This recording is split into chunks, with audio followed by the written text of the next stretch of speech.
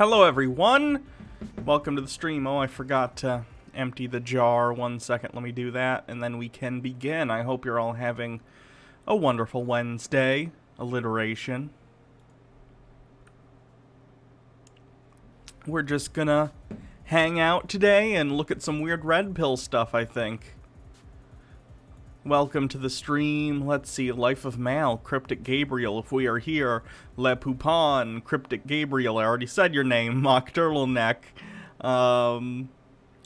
Dude Spanking Dudes, The Mayor of Sama, Dim 302, Logan Batshit's a Possum Friend, MW 1642 Trans Finn, Bailey Quinn, that rhymes, NB Gamer, TXR 1118, Honey Bear Ghostly, The Real Knighted Nerdiness, Scamunist Manifesto, OCP, Big Booty 2012.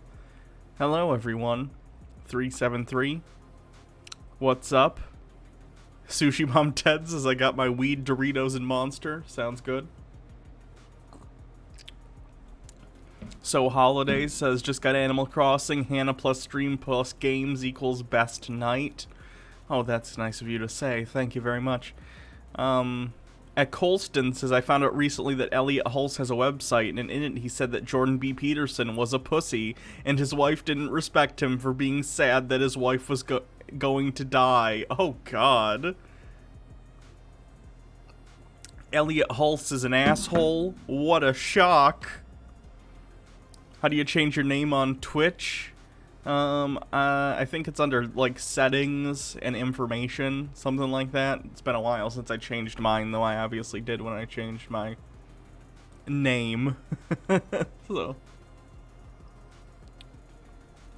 Sup, Hannah? Listen to any good ska lately? Not since the early 2000s, no. Dude Spanking Dudes with a link. What's this? Okay. That'll work. That's a red pill thing. We're doing red pill today, so if anyone has any videos related to, like, red pill people, incels, stuff like that, you can link them in the chat, and we'll get to them at some point. I'm kind of vibing with this music.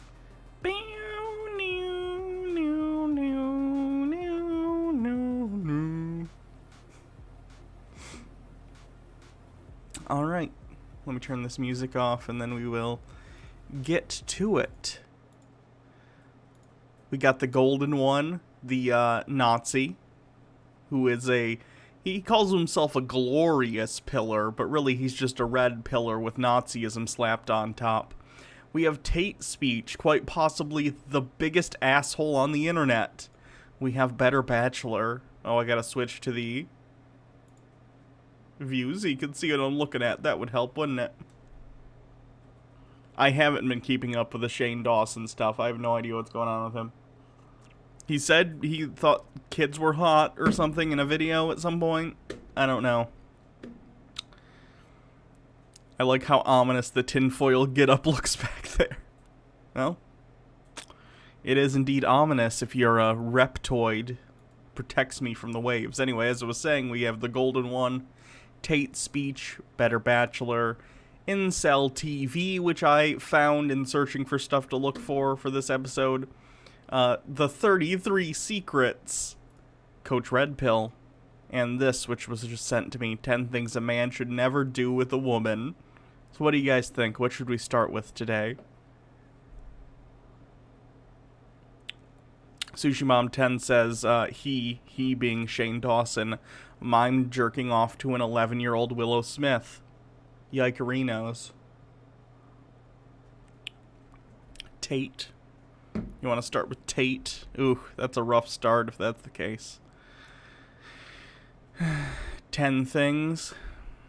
Okay, we got a vote for Tate, and we got a vote for 10 things.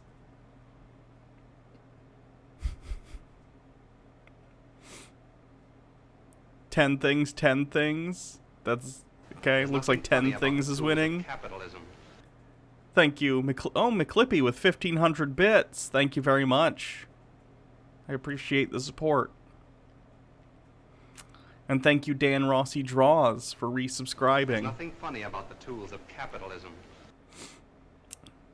Shane also made a minor twerk for him on webcam. Oh no. That's not something you should do. Let's get to 10 things a man should never do with a woman. And it looks like maybe his girlfriend's there. It's time to hold ourselves accountable for the stuff that we do, guys. Right? We need to look in the mirror and see what we're doing wrong. We already know the red flags that women bring, but now it's time to put ownership and accountability on our lives. Right? A lot of us men do a lot of goofy, foolish things because we want validation from a woman, because we don't have an abundance mindset, that we think she's the only woman for us, right? So I came up with 10 things a man should never do with a woman. I'm wondering how she feels about this, because she's clearly here and she's going to listen to all of this. She's with him, so I don't know. The first thing a man should never do with a woman is argue and debate with her. Listen, you're wasting your time. I'll explain. It's like talking to a wall. Oh God, yes. Please stand next to your man while he calls you an inanimate object. I'm sure that'll turn out well for you in the end. A brick wall. If 1 + 1 = 2, correct? In a woman's eyes, 1 + 1 = 102. Oh, Jesus fucking Christ. Is this just gonna be 10 minutes of him? Oh, 16 minutes, sorry. 16 minutes of him talking about how dumb he thinks women are while his girlfriend stands next to him? Lovely. Because if she's not feeling good in that moment, then she's not gonna understand and go with your flow. This is some of my least favorite commentary on, like, women and men and like, gender differences in general.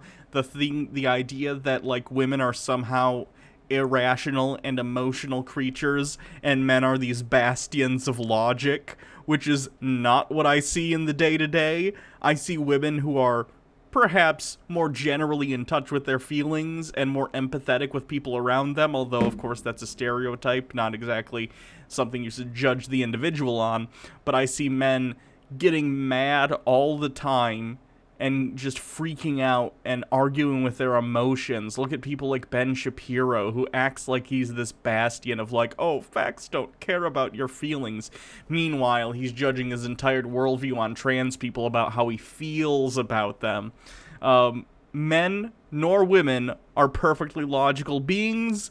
Neither is entirely emotional. We're all complicated. Trying to say that one or the other is true is incredibly stupid and an attempt to paint 50% of the population as something that they all aren't. It's a waste of everyone's time. It's vapid. It's vacuous. Don't do it. That's why I tell you guys, always tell women do one thing, and if they don't want to do it, you keep it moving. Don't try to convince her and say, hey, this way is right way, and try my way. Listen, women don't care about doing it your way if they're not feeling good in that moment. Women are slaves to their emotions. Oh, God. As if you... Everyone, to one extent or another, is a, quote, slave to their emotions, I suppose, in the sense that we are affected by those emotions, but that doesn't make us slave to them any more than anyone else is. Jesus Christ, dude. What are you talking about? So the more you try to argue and get on Reddit forums and different social media platforms and try to say, hey, listen, and she doesn't care. A lot of women understand that, yes, you're right, but if she's not feeling it in the moment, you know what she's gonna do? She's gonna dismiss it and she's gonna continue to argue. That's literally how almost everyone operates in arguments. People get emotionally invested in their positions. This happens all the time. We see it online all the time, and it reflects in real life as well. People get emotionally invested in their position in an argument, and even if they are shown they are wrong through the course of the argument, they will stand by their position because people don't like to admit that they're wrong. This is not a woman thing. This is not a man thing. This is a human being thing. Your point. Thank you, Phoenix413, for continuing your subscription. Right, even if it's correct. So stop debating. Oh, are we on a hype train? Women. You're not going to get anywhere with it. Oh, You're nice. make yourself 50% level 2 hype train. Miserable. Very nice. Because it's like you're talking to a dog or a wall. Listen, they don't understand. He's literally you. comparing a woman to a Tell her what dog you now. have to do. That's fucking lovely. Women, don't you love when you're standing right next to your boyfriend and he calls you a dog? How sweet. Give your commands and keep it moving. If she's not on board with it, tell her to kick rocks. That's it. Never debate. What's this hat Never say? go back and forth with Hogwarts women, alumni? in person or online. Ooh, Big Number Booty 2, 2012. Thank you for gifting Never take a 10 woman out to eat subs. or for drinks on the first date. Okay, I don't care if you got it. I don't care if you're a millionaire. Although I must have stolen this Hogwarts alumni hat, nothing because funny as about the as tools we of all know, capitalism. as J.K. Rowling has pointed out, no trans people exist in the wizarding world. MW1642, thank you for the 300 bits. Wow, we've completed level 4 hype train already. Wow, that was a quick one. Keep it coming, folks. Fantastic. So 1, 2, 3. There's nothing funny 1, about 2, the tools 3. of capitalism.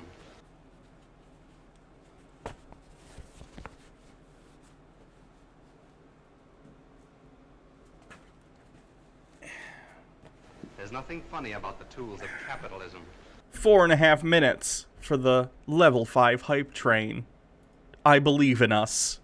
Because what you're doing is you're setting yourself up to be a trick, right? Women nothing use funny guys about for that the tools stuff. of capitalism. Women are going online and posting everywhere that they use guys for free meals, foodies, okay? I tell you guys all the time, and I'm going to tell you now, if she cannot meet at a park or a There's Starbucks, nothing funny and she about pay the for her tools own of coffee capitalism. to get to know you and hang out, Holy shit, McClippy with another 5 gifted subs. Thank you very much.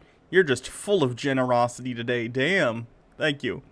83% of the hype train. or whatever, and you guys break the ice, you should not be dealing with her. If she's making these demands that she wants to eat somewhere, and let's go here and get drinks, and you gotta There's treat nothing her funny like a about the princess tools and of buy her stuff. And, capitalism. Maybe she just has a restaurant she wants to go with to you. If you really think that she's, like, using you for money, why don't you suggest that you split the bill? That's not an unreasonable thing. People do that all the time. Or pay for your own meals on the first date. Also fine. no, you let her go. You don't want to deal with any woman who's a leech. Now, Nick afterwards, Snort with after you 100 smash, bits after just you got on try and before definitely you misread buy, this right? stream 'Cause as a lot being of about guys red buy the cow pillars. out, getting the milk for free. Maya is It's bored kinda with like going 50 in for bits. samples at a Hogwarts isn't store, magical right? enough for you anyway. You don't buy True. the whole product. And Big Booty You try it 2012 out. with A lot of 76 guys ain't even bits. sleeping Thank with you. these women. So these dudes are taking these women on 91%, 3 we're or 4 almost there. dates. There's A lot of nothing these dating funny coaches are about the telling you, tools of take them on capitalism. Goth Lassie with 100 bits. Damn. Andrew Dickerson, I only like to spoil people who don't like being spoiled. Yeah, I guess. multiple dates. Have a 3-date rule. There's Do nothing not do funny that about stuff, the man. tools of These women are using you. Holy shit, McClippy with 500 bits. Did you just get paid or something? Holy fuck. You guys. They will go on dates with you. Oh, And level then 5 they will take achieved. home- Let me grab There's another nothing hat. funny about the tools of capitalism. I'm gonna put the Hannah hat on top of all the other ones. There's nothing funny about the tools of capitalism. There we go. That'll do. That's 5 hats. And for each level, nothing funny 100, about if we the get tools any of more capitalism. 100% above, obviously I'll put on more hats. But level 5 achieved. That's awesome. Thank you, guys. Home. There's nothing funny The about rest of the tools food, a capitalism. doggy bag, and go sleep with a guy who's not taking them out. I promise you, I've been on both sides of the coins. Never take a woman out on a first date for drinks or for any restaurant, guys. You're going to regret it, I'm telling you. There's 'Cause nothing funny about the tools Where of are you going to take capitalism. them on a first date? That's where most people go. He did mention Starbucks. A coffee shop is fine. People go to coffee shop dates all the time, but a lot of the time people want to go to eat dinner. If you're that concerned, again, say you should split the bill or say funny that about you're the going to tools pay of for capitalism. yourselves. That's fine. You're adults. majority of the time, you're not even going to sleep with these women because they understand they can milk you and you don't know the game. And I'm telling you guys the game. Don't do it, okay? Save your money. There's nothing Number funny 3. about the tools of capitalism. Never, ever lie to a woman.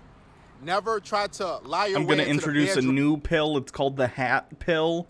And it's just you just wear a lot of hats and you chill the fuck out and stop There's nothing funny making about the everything tools about of gender. capitalism. That's going to be my new pill. with her. Don't try to talk bad about another guy just to get sex with her, okay? When you do this, you look pathetic, right? You're not genuine. And here's the thing. Let's just say hypothetically you get the sex, right, that night. You're going to have to continue that lie over and over again. Always be honest with women. If you have children, tell them you got children. If you don't have a job, tell them you don't have a job. If you don't have a car, tell them that. If you have your own place, tell them that. Don't make up any excuse. Don't lie to women. You want women to want to deal with you and be with you for you. There's nothing I funny mean, about the tools not of lying to capitalism. people is generally a good advice for everyone. I don't know if it's specific to dating. Obviously, you shouldn't lie to the people you're dating, but, like, I don't know why this is specifically part of your thing. Shouldn't that be a Nothing funny about given? the tools of Thank you, capitalism. McClippy, for holy crap, another 500 bits. Dan Rossi Draws with 200 bits. My girlfriend and I split almost everything 50-50. It's super refreshing because the pressure for men to pay for dates is too real. Oh, I'm sure, but that's why you have the discussion, right? You know? I don't know. No matter what circumstances or situation you may be in, okay? Always be 100% upfront with women. If she likes you, she likes you. If she sticks by you, cool, right? Even if you're in a relationship, don't tell women, oh, you know, don't tell them any lies. Just be 100 with them. Matter of fact, women love when you're 100% with them, when you're upfront with them, all right? Don't try to lie your way into getting them to like you or to keep them around. And look at that. We found a nice piece of corn in the shit that is this video. Don't lie to people. Solid advice. Because you're only going to hurt yourself in the long run. You got to keep up that lie over and over again every time she comes around. Be I wonder honest, where it went keep wrong 100. with you. That's a good Number question, 4. Angry Cheese. Never, I always wonder ever the same. move in with a woman, okay? Women don't know how to manage those situations. They abuse their power. They're not good leaders. A lot of guys, and I've seen, they move in with a woman, and then they end up with their totes and their bags and their garbage bags and shoes outside. And you look like, man, you know, what happened? What happened was women like to move in with men. Is rubbing his shoulder her safe word to make him stop saying stupid shit? Because if so, she's signaling very hard. See, she'll lie to you and say, well, you're the king of the castle. I'll rub your feet out. You can play video games all you want. There's nothing You can funny about the tools do all of these different capitalism. things. I'll do. Le Poupon with 20 bits during lockdown. I took the opportunity to get healthy, watched fitness YouTube videos. Now I get spammed with pickup ads. These guys ruin everything. I'm sorry to hear that. Good for you for getting into There's shape, nothing though. funny about That's the good. tools of capitalism. Maya is bored with 10 bits. I've been trying to get into shape too. I'm a little over 15 pounds down. I'm kind of plateauing, but I have a ton more weight to lose. I'm ordering the treadmill that you guys helped me get with all the Twitch stuff you guys have been doing with the Twitch payment I get in like a week or so. So that'll be nice to be able to actually walk on a treadmill instead of walking in circles, which is what I've been doing. You get kind of dizzy. Maya is bored with 10 bits. As a Swede, I'm not used to expecting the guy to pay. I just assume we pay for ourselves, and if he pays, I pay next time. Yeah, that I think is a better way to go about it. The whole one person pays as like an expected thing is kind of a weird, antiquated tradition, frankly, but I don't know. Do your laundry. You know, all this stuff she's telling you she's gonna do for you when you move in with her. Yeah, she'll do that in the beginning, the first 3, 4, 5 months. Then she'll get tired of it because it doesn't seem right to her. It seems odd that you living under her lease, right? Always have a woman move in with you, if anything. Never. Why? Why do you automatically get your... What if she has a nicer house or apartment? Why do you need her to come live with you? Who cares? You're presumably going to split many of the bills anyway. At least I would hope so, if you're living under the same roof. So what's the point? Who cares whose name the lease is in? Like, don't get me wrong, if you're in a case where you're at someone's house and you don't have your name on the lease or whatever, like, have backups in case, like, the relationship doesn't work out. But, why is it, like, determined by your gender whose house you need to move into? It's very strange. Move in with her, right? Because you're gonna regret it. She's gonna complain a lot. She's gonna start saying, well, this is my house. Here's the thing, a lot of guys are paying rent right now, paying bills at a place that's not even theirs. Okay, but you want her to come in and do the same for you. You understand how you haven't solved the problem of power difference. You haven't solved the issue of one person having more inherent power in the relationship because of that. All you've done is shifted the power over to you. Like, if it's this big of an issue, shouldn't you be agreeing that regardless of whose place you move into, you should amend the lease to have both of you on it? At least until such a time as it's decided that one of you should move out, if that comes up. Otherwise, you haven't solved the issue. You've just made it someone else's problem. Right? They never signed on any dotted line. So that woman could get rid of you at any moment. Always have your own stuff. Always be able to stand on your 2 feet. Even if you gotta sleep in your vehicle, even if you gotta live with somebody else, a buddy of yours, or in a homeless shelter, but never move in with a woman. It's gonna be one of the worst decisions you will make in your life. About the tools of capitalism. Thank you to Bumble Homestead with 100 bits. The city ran a smoke test in the sewers, and something has apparently broke in the bathroom because smoke filled up in there. Then my husband was headed to work and a belt broke in his car. We're lucky I finally got a car he can use for now. Your show is a relief. Well, thank you very much. I'm glad I can be here to hopefully entertain you a bit in your difficult times. I'm sorry that some stuff is broken. It sucks. It always seems like once you like finally get, a stable place and you're like, I can finally start getting ahead, something always breaks. I don't know what's up with that. The universe is very unfair. Le Poupon says, what if the woman you're moving in with is a friend, not a girlfriend? Is that still scary and bad? I'd imagine he would say never move in with a woman you're not with, because he's sexist. Le Poupon, I pay the bills my wife pays when we go out and we use the joint account for holidays. Nice. Number 5, never, ever take dating or relationship advice from women, okay? What? Like, what if you, have female friends? I assume this guy doesn't have any women friends. I think it's amazing that he even has a girlfriend who's apparently standing next to him. But let's say you have friends who are women, and you're a dude. Wouldn't you want the input of a woman who might understand the situation and the place from which your girlfriend is coming more so than your dude bro friends who have the same, worldview as you? Wouldn't it make sense to get opinions from people who are different than yourself, who are more similar to your girlfriend? It's the worst thing you can do. There's a reason why I got this channel. About 4 years ago, I was in a relationship with a woman, okay? True story. And we were seeing each other for 6 months. And all of a sudden, she had a change of heart. She said she needed space. And I got confused. I got worried, because I was really in love with her. So what happened was I asked my female coworkers, 3 of them. I said, so what should I do? I really care about her. I really want to be with her. And okay, you should probably ask people who know your situation more than just random coworkers, for the record. Like friends that you've talked extensively about the issue with, that would be a better choice. I think what you've learned is don't ask your coworkers for relationship advice, regardless of what their gender is. they're like, oh, just give her some flowers. Just send some lunch to her job. Buy her. Baha says, what the fuck is this person doing to his shoulder? I think it's her safe signal, please stop. It's a signal to the outside world, please, I need help. Few gifts. And I took her out to dinner. You know what happened? That pushed her further and further away. But then, the minute I just quit and I stopped, trying to make her happy and try to get back with her, you know what happened? She came back within about 4 or 5 days. Correlation is not causation. Okay? Never take dating advice from women. You can't teach a fish how to catch a fish. You go to the fisherman, the man who... Oh, Jesus fucking Christ. Okay, but here's the thing.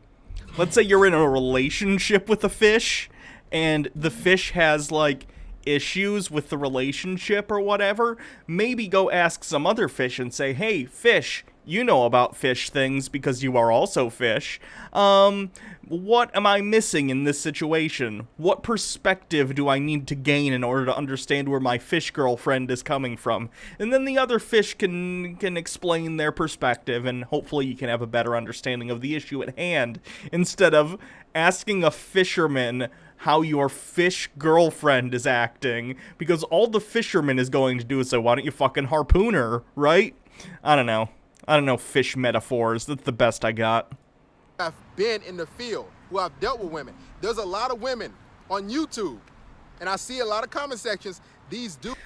Baha says, you are fish. I am fish. How we do the relationship. I don't know. Seems fishy to me. Dude spanking dudes with a link. Here's another from this guy. Alright, we can look at this one a little bit. This one's called She's Wasting Your Time. Oh, God. Dudes are taking dating advice from females. And they're like, oh, well, you look so beautiful. It's disgusting. And you look so sexy and all this other crazy stuff. You got to understand something. Women know where the market is. They know where the money is. And all they do is got a shouldered breast. All they got to do is wear some makeup. And you guys are going to go crazy. You know what? I didn't know that. I guess I need to show more titty. Chat. I guess I need to show some titty and put some makeup on.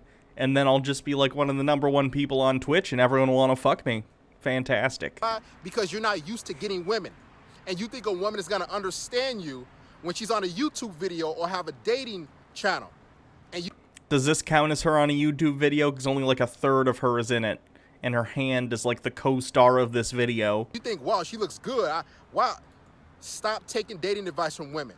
If anything, if you need a consultation, email me. My email's below. Get with somebody who's in the field, who actually deals with... Don't talk to women you might actually know and who might actually know your girlfriend about what's going on. Email random red pillars on the internet. That makes sense. Women, not a female. Number 6, never have a long-distance relationship with a woman. I guess... What about with a man, though? Like, if you and another bro are just broing it out, giving each other bro jobs... Like, is that cool? So many consultations from guys, and what they try to do is make something work with a woman who lives hundreds of miles away, or who went to a university, with 100 bits. or who lives Thank a you. few states away. Listen, that's desperation. That's clingy neediness. You should be dealing with women who live in your... Butter nips exists, yes, but believe me, the nips have changed substantially since the HRT. These are not the same nips that were doused in butter and licked years ago. Nothing funny about the tools of June capitalism. posted her simp message on Twitter and it's fucking gold. Okay, we can look at it in a second. B-Gaff with 300 more bits. Is that names specifically to make it impossible to pronounce? Because that's kind of hilarious. Maya is bored. Don't be too sexy. Haven't you heard of the guy who sued Twitch because women on here being too hot? Oh, we should look at that later. It's hilarious. So June, and Greg, Armored Skeptic, broke it off. And people were asking about it, and she said she did get one simp message on Twitter, I'm guessing, or an email. Let's read it, shall we? Dear Miss June, I am writing to express my interest in being your simp. Oh, come on, this has to be a parody. No one who is like what you would consider a simp calls themselves a There's simp. nothing funny about the tools of capitalism. Baja Blast, did you actually put butter on your nipples? Have you not seen that? Yeah, we did like a charity thing for St. Jude's, and the goal was if we raised $10,000 for St. Jude's, I was going to put butter on my nipples and lick it off, and we got the $10,000 for St. Jude's, and I did so. It's one of the greatest things I've ever done, getting $10,000 something to cancer kids and licking my nipples on camera. Oh yeah, I put butter on for real. Yeah. I used like I liquefied the butter in the microwave and then I took a brush and I put... I think it's the same brush that's in the kitchen right now that I used to brush butter onto things. It was glorious. But that's probably the last time any of you, except for Baja, are going to see my nipples. So congrats. Anyway, I believe I can present a cogent argument for this. I grow native plants from seeds and cuttings. Part of the joy in this is knowing that some of these trees will be around longer after I'm gone. Maybe they will release seeds and grow more trees, and I will be but the start of a long sequence that carries on for hundreds of years. Similarly, oh Christ, if I send you Amazon e-gift cards, I know that the small joy I impart into your life will be passed forward, and you will spread good vibes to those around you and beyond. A tiny pebble thrown in a pond can cause ripples that reach the far shores. I would like to be your pebble. I believe I am an interesting person who might do well with such an assignment. I am 38, 6 foot 2 inches, not a short cell, with green eyes and brown, wavy hair. My hobbies include gardening, kayaking, bicycling, exercise, cooking, baking, history, and much more.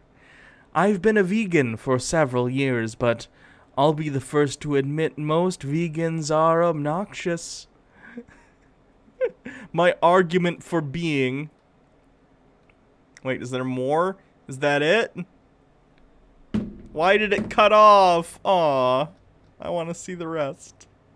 That's a shame. Maybe the rest was like, doxy, so she cut it off. 38, yeah. Yep. Phoenix 413 says, quote, I believe I'm an interesting person is the partner to my mom says I'm cool. Very true. I'm not like other vegans. I hate that shit.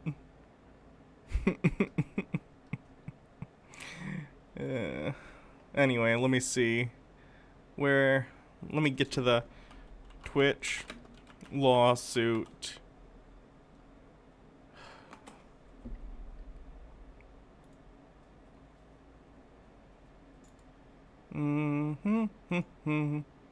Let's read this lawsuit well, we'll finish this video and then we'll look at the lawsuit against Twitch about this unfortunate sex addict who is suing Twitch for, quote, sexual content.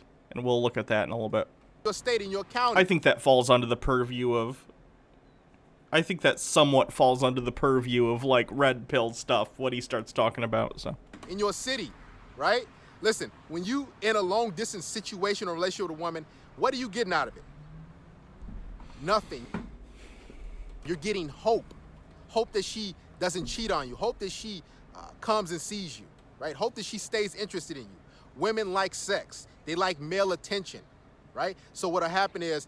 I think everyone likes attention from the people they're in relationships with. That's like why you're in a relationship in part, because you enjoy the connection you share with that person, right? But inferring that, like, all women are these attention-seeking whores is incredibly fucked up. It's incredibly fucked up. She'll be talking to you and getting all your non-sexual attention and all that love and affirmation. Then she'll be getting piped down and her back blown out by somebody else when she's off to college, or when she's a few states away, or when she's on vacation.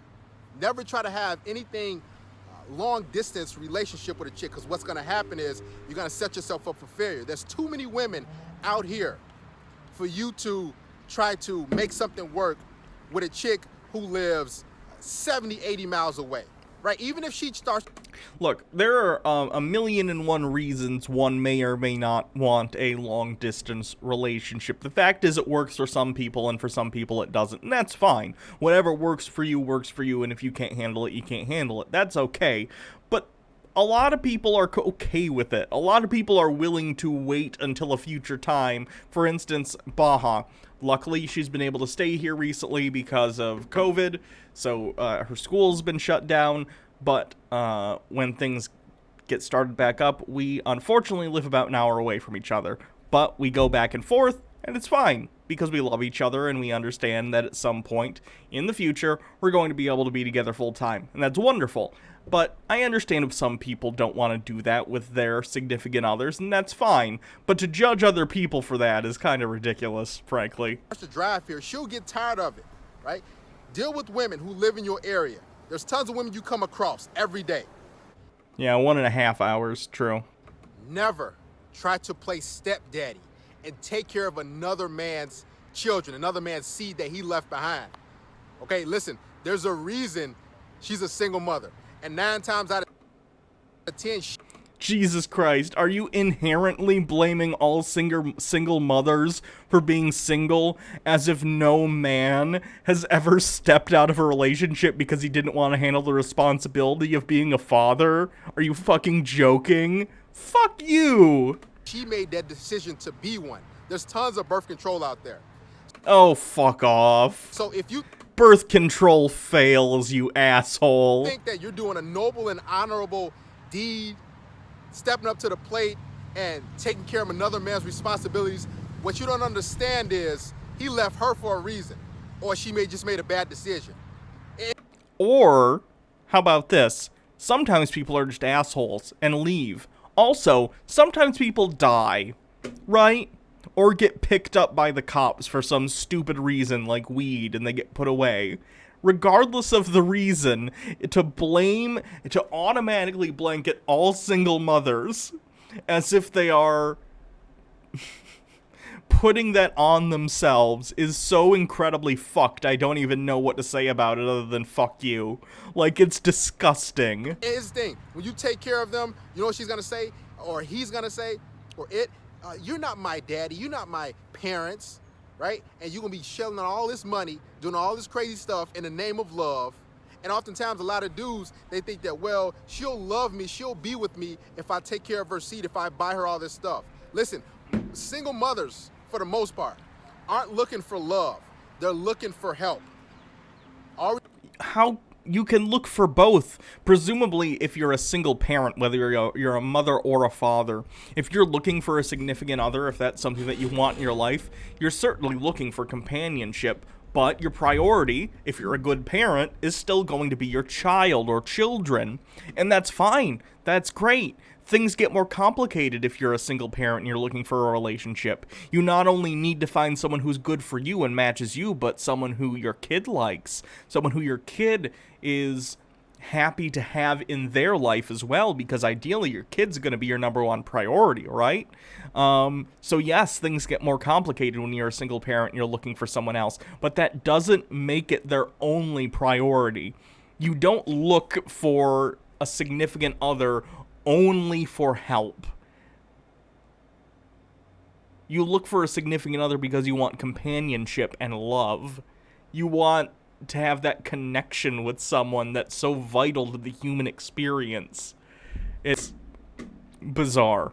What a strange, one-dimensional view of people to think like this. Always remember that. Never take care of another man's seed. Never try to finish a... Jesus Christ, please don't call children another man's seed, thanks. If you could just not ever do that again, I would really appreciate it. Another man's save game. Start your own file. Get your own womb. Deal with other women who don't have children. That's a lot of different women. But if you think you're going to step up and pay your taxes and pay for another man's seed and think she's going to want to be with you long term, listen, she'll most likely leave you because she doesn't even respect you. And most likely she's not even attracted to you. She's just with you out of survival. That's ridiculous. 8, and I go more... I'm sure there are some people out there who would look for a partner primarily as someone to help them take care of their children, whether it be monetarily or through actually being there to help. But that's not the majority of people. Again, your kids are going to be the priority, but that's built into being a parent. More in depth on this on my Patreon. 3 things you're doing that make you look weak to women. Click the link below and check it out. Listen, if you're done with a woman, if you tell her it's over with, if you tell her you don't want to be with her no more, if you kick her out of your place, what a lot of guys are doing is when they walk away and take their power back, they hit her back up and text her. His girlfriend isn't standing there anymore. I wonder if she got sick of listening to her boyfriend spout shit. 4 days later, a week later, when they My headcanon's gonna be she broke up with him after listening to 10 minutes of him talking shit about women. Do a dry spell. They'll call her and say, hey, what you up to? Like nothing happened. Listen, that's feminine. You already got rid of her. You made the right decision. You kicked her out. Now stick to your decision. When you don't go with your decision, you renege on it, and you say, hey, so what you up to? Like nothing happened.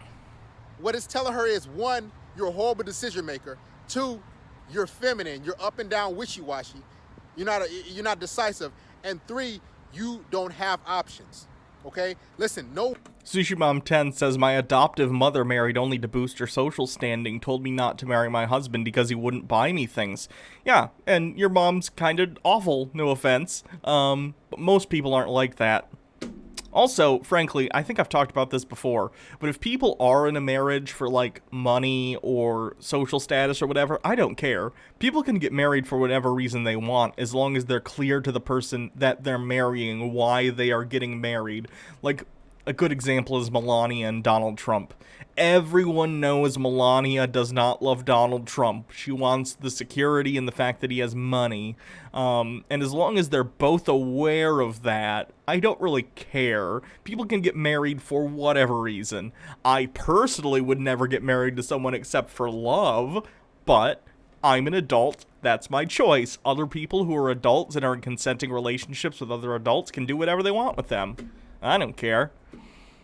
Sushi Bomb 10, no, she's a narcissist cunt who I don't talk to. Okay. Well, sorry to hear about that. Dude spanking dudes. Well, I would prefer to date a person with money to buy me things. I would date someone who works at McDonald's, prefer respect over money. I suppose. It's always nice to have security, but I don't find that to be a formula for, like, a long-lasting, strong relationship with someone you care about. Like, security's great, but you're better to work together with someone towards security if you don't have it, as long as you love that person and have a commitment to them, than start out with someone who will provide with you security, but you don't really have a connection with them. I don't know. No woman is perfect. No woman is an angel. If you're done with her, make your decision, stick with your decision. Don't try to go back and bring her back in your life, okay? A lot of women, they'll call your bluff. They'll hit you back up after you kicked her out or got rid of her out of your life or broke up, just to see what you do, just to see if you will stick by your decision. Let me say this. If you don't, and you say, okay, I forgive her, come on back, after she disrespected you, what do you think is going to happen?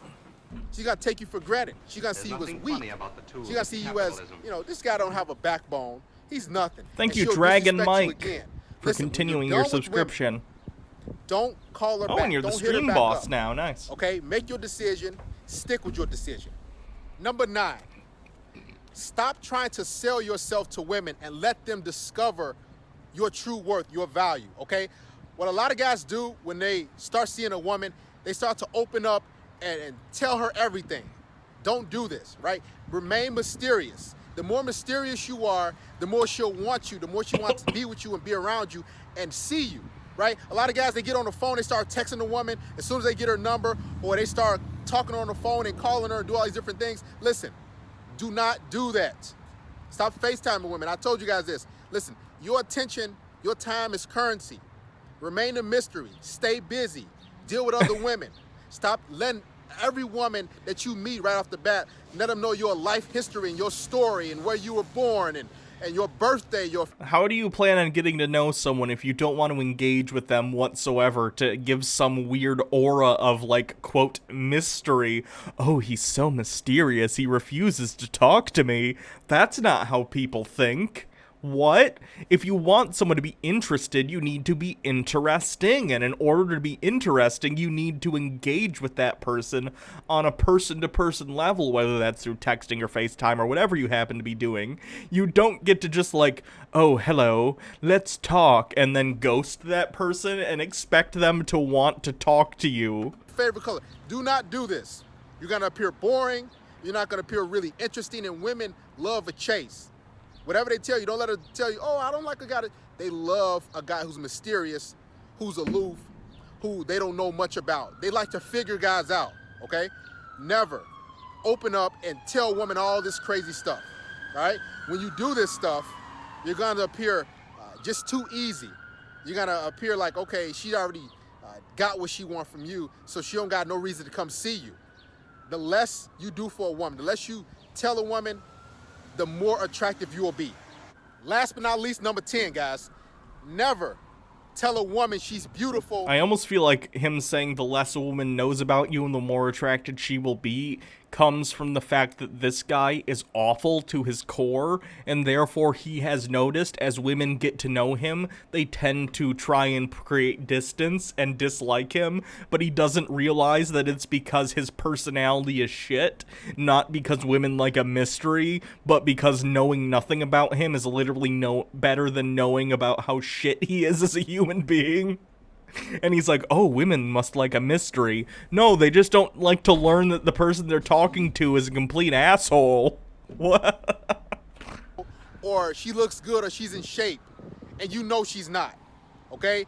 If a woman is out of shape, if she's overweight, if you see that she's gaining too many pounds, what you need to do is be honest with her and tell her, hey, baby, hey, honey, listen, you need to get in the gym. You need to run some miles with me. You need to do this. You need to do sit-ups, whatever you need to do. But what you don't want to do is sell her a dream. Tell her, oh, baby, you're so beautiful. I love you the way you are. Listen, don't do this, because if she starts to lose that weight, if she starts to get better and feel better about herself, what she's going to do is she will leave you. She will break up with you What the fuck? Are you trying to fucking neg this woman? What is wrong with you? because you lied to her and you didn't hold her accountable. Always hold women accountable for their image, right? She's a reflection of you. Never try to lie and say, well, baby, it's okay. I like the way you look. Or, I'll always love you. Because I guarantee you, if you start to gain a lot of weight, if you start to lose your job, do all these different things, what do you think she's going to do with you? She's going to leave you and get rid of you. It's like this guy doesn't understand that a lot of his relationships probably ended because they realized he's a monster. It's very strange. Alright, let's take a look at this Twitch lawsuit. I want to look at the actual full... Here we go. Full details of the suit. This is a legal document. This is the complaint filed by Eric Estavillo against Twitch, apparently. I've read several court things before. I've read depositions and stuff just casually because I find it interesting, especially stuff about like Elon Musk and SpaceX and Tesla. Also, obviously, I was involved in that lawsuit years ago, the copyright case with the Cristiano brothers, so I've read some of these before. I gotta tell you, this is one of the most hilarious court documents I've ever read. Not that I've read a ton of them, but I've read some, and it's written in an incredibly unprofessional manner. So let's take a look at this. Superior Court of the State of California, County of Santa Clara, case number 20CV367206, complaint, jury, trial demanded. Eric Estavillo, is it Vio? Like it's the Spanish, you know, like El Pollo? Estavillo versus Twitch of Amazon Inc. defendant. You gotta talk about the jurisdiction, venue, and basically why it should be. So here's where it is.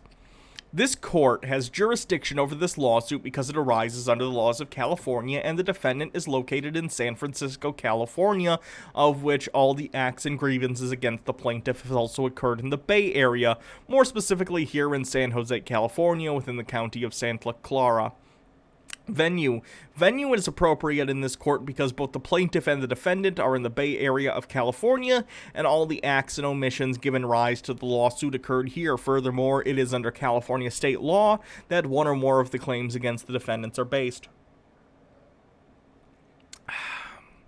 Statement of facts, introduction. The plaintiff has had... This is going to be hilarious. Dude Spanking Dude says, as a morbidly obese person, I don't find other morbidly obese people attractive. That's why I'm trying to lose weight, though I'm wondering if that's because of societal beauty standards. Oh, I'm sure that's part of it. In the past, I know sometimes larger people were considered attractive because it was a sign of wealth. So what we find attractive is very socially skewed, for sure.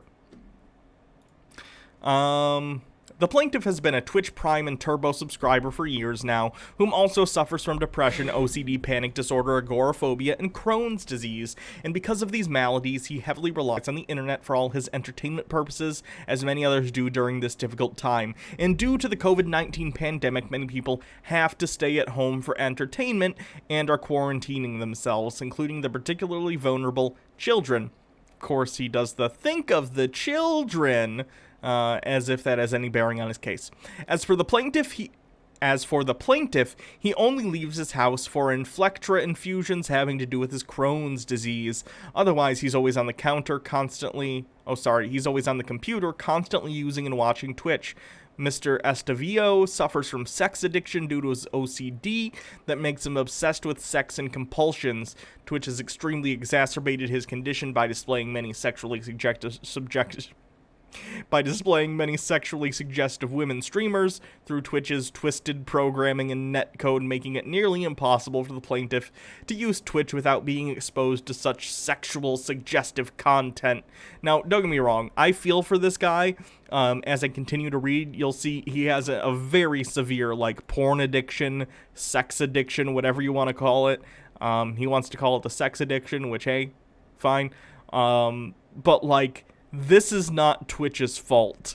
I cannot say any more clearly that what he's about to say is not the fault of Twitch. It's like suing Pornhub because you have a pornography addiction.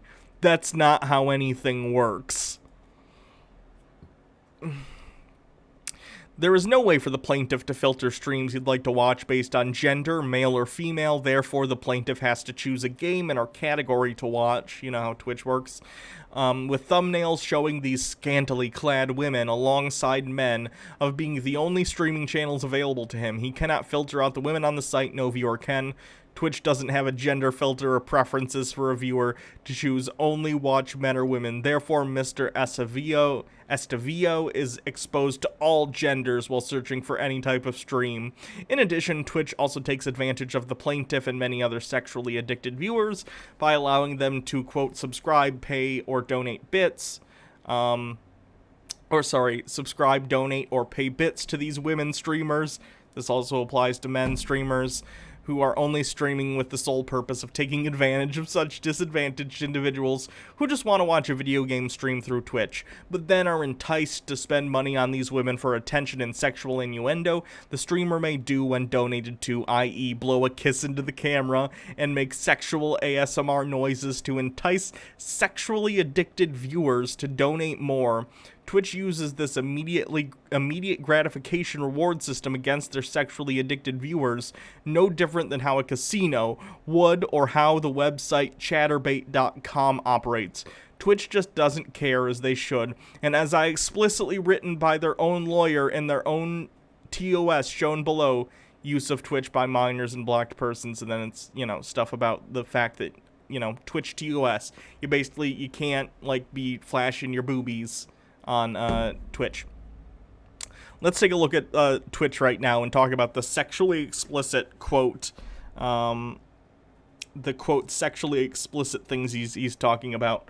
The Real Knighted Nerdness says, I have Crohn's disease too. Now I hate this guy. Yeah, I feel ya.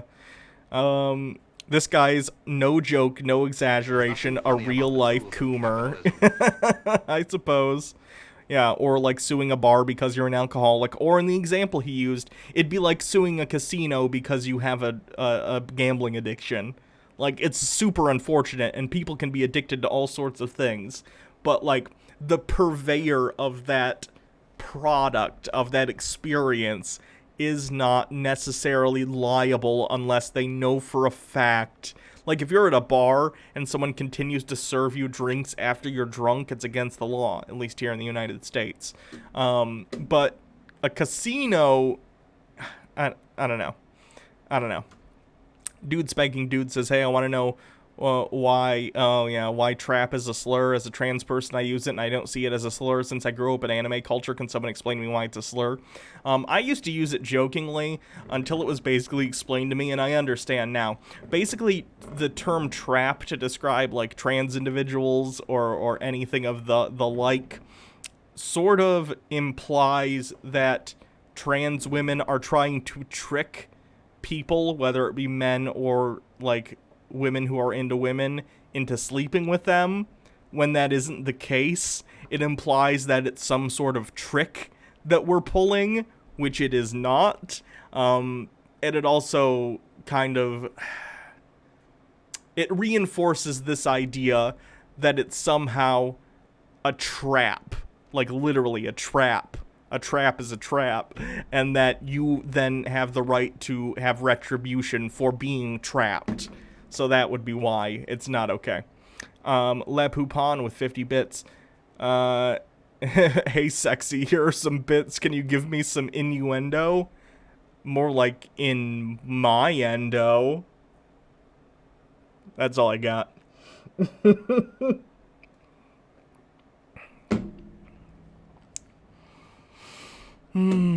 Boo.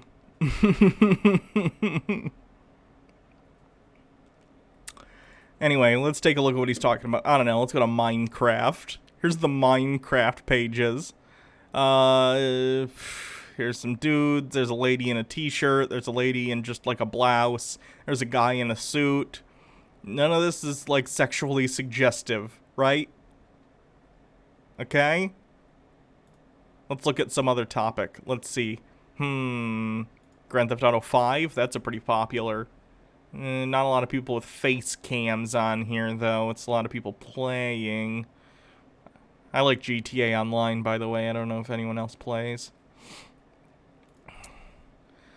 And let's just go to just chatting, because that tends to be, you know, full screen. Oh, yeah. Stefan Molyneux's mad because he got banned. Oh, look, there I am.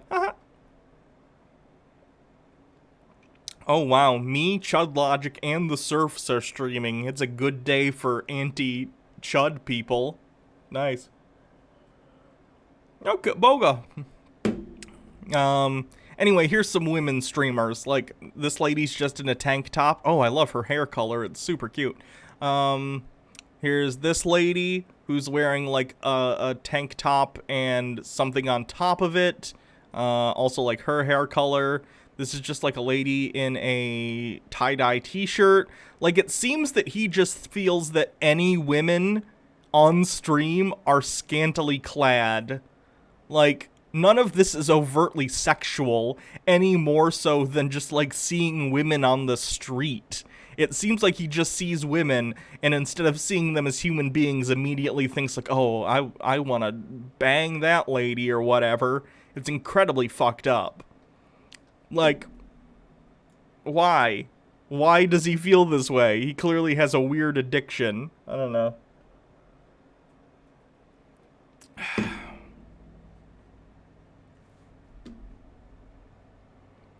All the characters Kitboga gets going at once are a lot of fun. Oh yeah, Kitboga's great. I love Kitboga.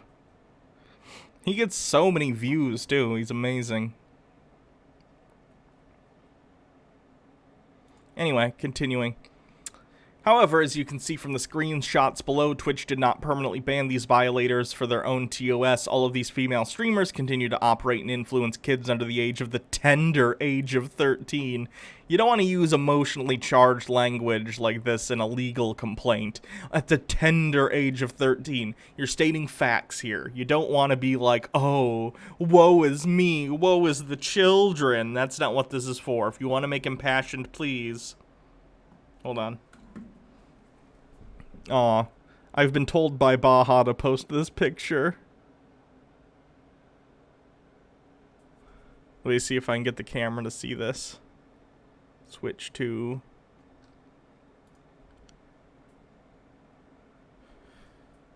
There's the kitties, Kiki and Charlie, and they're sleeping on the couch. Sorry, it's very glary.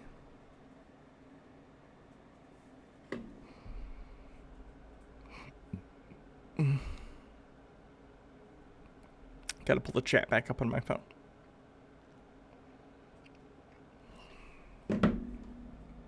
Still waiting for Twitch to get back to me on the partner application, by the way. I hope that happens soon. I want to get more emotes going. Anyway, he says... tender age of 13, all because the female streamers continue to generate Twitch a lot of revenue. A lot of streamers generate a lot of revenue from Twitch. Like, just for me personally, I think it's pretty clear. I'm like incredibly non-sexual during these streams. I'm usually, because I don't have a lot of women's clothes yet, because I gotta get, you know, paid and start building up a wardrobe. Like, imagine all your clothes burned in a fire, basically, and you have to start your wardrobe over. That's basically what I'm having to do in terms of buying women's clothes, and I have some stuff, and it's great, but often I'm wearing these, you know, t-shirts for men, right? So I'm wearing, like, high-collared t-shirts, whatever. I make a decent amount of money for Twitch. Not a ton, but a decent amount. I'm paying for my server space and more. Let's say that. You guys see how many bits and stuff I get pretty regularly. So the idea that Twitch is like making all of their money based off of people being sexual is ridiculous. Look at Kitboga. Kitboga's incredibly popular. He's pulling in like 7,000 to 10,000 people, like concurrent viewers on his streams, and there's just constant bits and everything in the chat, and that dude is a dude, no offense, but this complaint is specifically talking about like women streamers, and it's completely detached from how Twitch worked. Before Captain, what was his name? Not Captain, Dr. Disrespect, he was one of the top streamers on Twitch. He's just a dude playing a character. He, for instance, not sexual. He's just a funny guy on Twitch. Twitch doesn't make most of its money from these, like, female streamers. Did I see the CNN interview with the guy that was standing with his wife holding guns? Here's a link. Oh, goodness.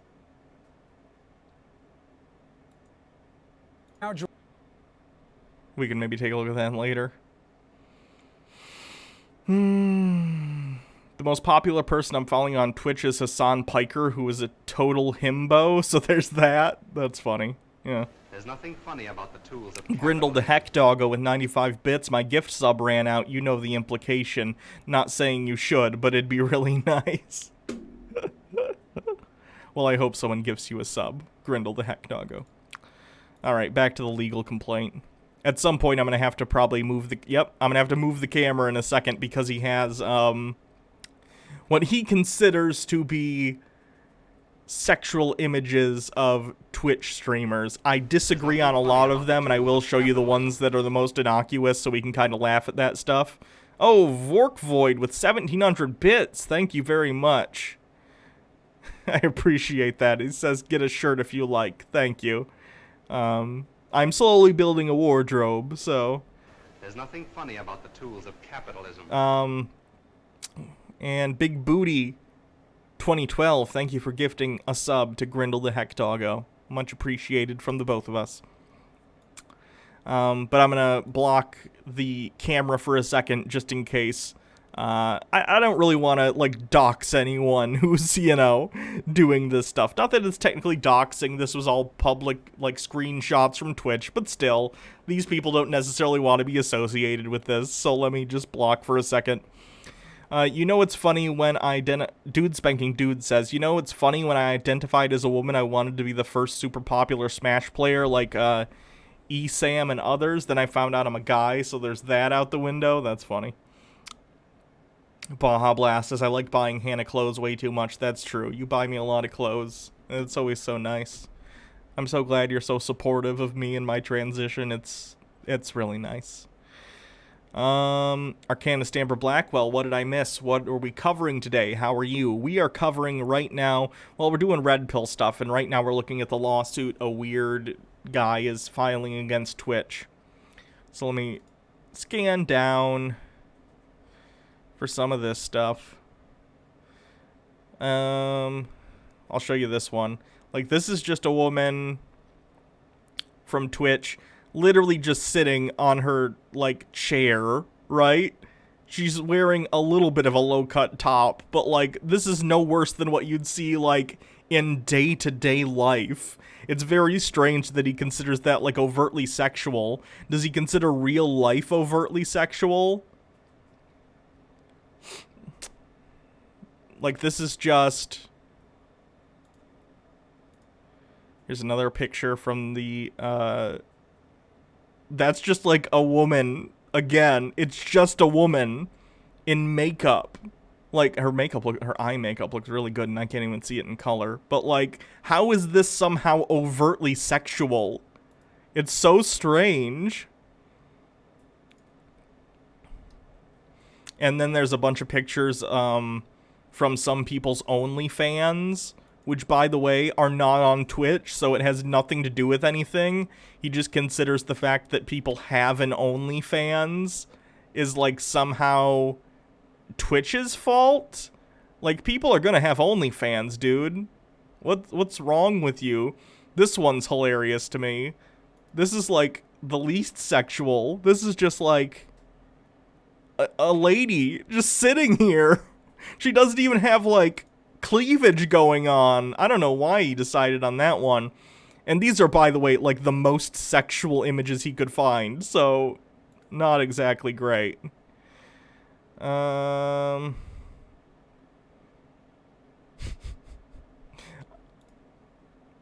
Here's another one that's kind of hilarious.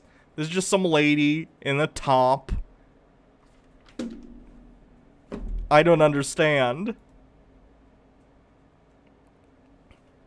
The Real Knighted Nerdness says, oh my god, I just realized why dudes like this have issues with non-passing trans women like me, because they can't fap to us. So cringe. True. Very true. Le Poupon says, as an Indian of Hindu origin with a foot fetish, I'm suing every Hindu temple because women have to take their shoes off when they enter the temple. Dudes Begging Dude says, start an OnlyFans? Nah, I'm good. I wouldn't say never, because who knows, you gotta make that coin. But nah. Not anytime soon, that's for fucking sure. Okay, I think that's the end of the pictures of people, so I'll go back to the...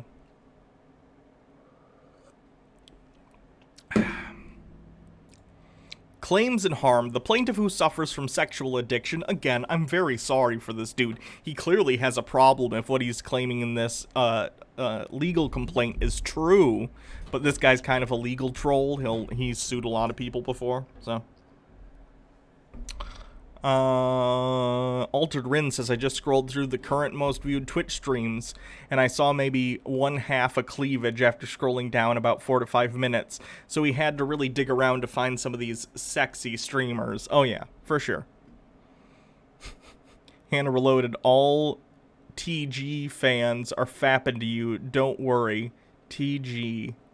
Oh, transgender? That is true. I'd rather not be fetishized, though, for that. That'd be great.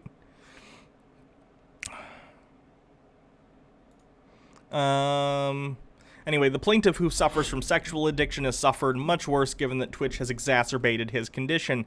The plaintiff's username on Twitch is... Nope, don't want to know that. Is following exactly 786 female streamers while following 0 male streamers, with that number continuing to grow as the plaintiff has little control over his addiction. Again, this is like his fault. He chose to follow almost a little over 3/4 of 1,000 female streamers and no male streamers. Like, what? Twitch does not limit how many female viewers a customer can follow via their website. Oh yeah, that'd go really well. Thanks to a lawsuit, we're gonna limit how many female streamers you can follow. Thanks. Oh, it's okay, Vorkvoid. I assumed you were joking. It's fine. Altered Rin, we need a surprised Pikachu meme of this guy. No kidding. Many female viewers a customer can follow via their website. Attached to the lawsuit is the Lay Forensic Applications of Sex Addiction, which depicts many examples of previous lawsuits in which case law is well established, depicting these companies, such as Twitch, can be held liable for their misconstructed and devious actions if done with extreme disregard for the consumer's well-being through negligence or fallible company policies. Listed below are examples, although a bit graphic, are of the utmost importance to display how Twitch's lax policy enforcing has harmed the plaintiff by not filtering out these sexually suggestive women and their content. These are things that he say are the actual injuries. In lawsuit, if you want money, you need to show that you have been injured by the party you are suing. That's the basis of, like, monetary recompense in lawsuits. A, the plaintiff had purchased a fleshlight. I assume everyone knows what a fleshlight is. Do I need to explain what a fleshlight is to you people? I'm gonna assume you know. Plaintiff had purchased a fleshlight previously, which went largely unused until Twitch. I doubt that, considering you claim you have a sex addiction. Mr. Estavillo began using this device while he watches female Twitch streamers and often ends up chafing his penis every day with the device, making it extremely painful and constant, which ends up causing redness and mild infections at the tip. That's gross, since the fleshlight is electrical and also vibrates. At least you got the upgraded one. That's what you want to do. Good job. There's nothing funny about the tools of capitalism. The plaintiff therefore often has to use the plaintiff therefore often has to use Neosporin on his tip to prevent necrosis. Ooh, that's disgusting. Random invite with 100 bits. I swear I never used the product I intentionally ordered for explicitly one use. Yes. Necrosis. Yeah. Like dead tissue. Real bad. Injury B.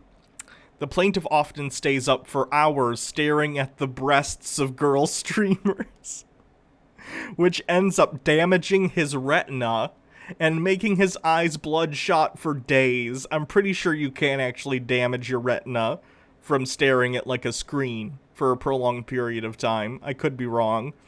Eye drops do nothing to hide his shame from his parents, and he is often questioned by people he comes into contact with as to why his eyes are so bloodshot and red, which leads to further embarrassment and isolation. Turn your brightness down. That would be my, parents. They live with their parents. They are an adult, for the record. Did he not clean it out or use lube? Yeah, I don't know. I have no idea. Maybe he just basically has trench foot, but on his, wee-wee. He's got trench dick. Plaintiff... I can't believe I have to read this. Plaintiff once ejaculated on his PC monitor, causing a short circuit and small fire within the electrical system of his gaming rig, and causing his apartment to black out temporarily. Can you imagine the entire apartment building going out of power, and you're like, oh boy, I hope they fix it. I wonder what happened. And you somehow hear through the grapevine that some weird Coomer neighbor shorted out the electrical system with their jizz? Oh no. Yeah, I think it's bullshit too. But he's got to come up with complaints, so this is what he's decided upon. Does he have an old CRT monitor? Well, not anymore. He just goes to the thrift store and gets new monitors every week. It's easier than cleaning the inch-thick wall of coom from it. Ugh. I'm glad I set my streams to mature only. Jesus. Bridermersank says you can actually injure your eyes from staring at screens. My hubby's been having issues because he works in, social media, and he writes web content for a living, so he's staring at the screen for 12 hours a day sometimes. There are special screens and light filtering apps you can buy. Don't download them. Oh, that's nice. Does he know about dark mode? Dark mode would help. There are apps that turn every website into dark mode. It's nice. The Real Knighted Nerdness. This is a public document with his name now. He's never getting a job again. Oh, this dude doesn't have a job. This dude collects disability because of his disease. He's like a known law troll. He sues random companies all the time.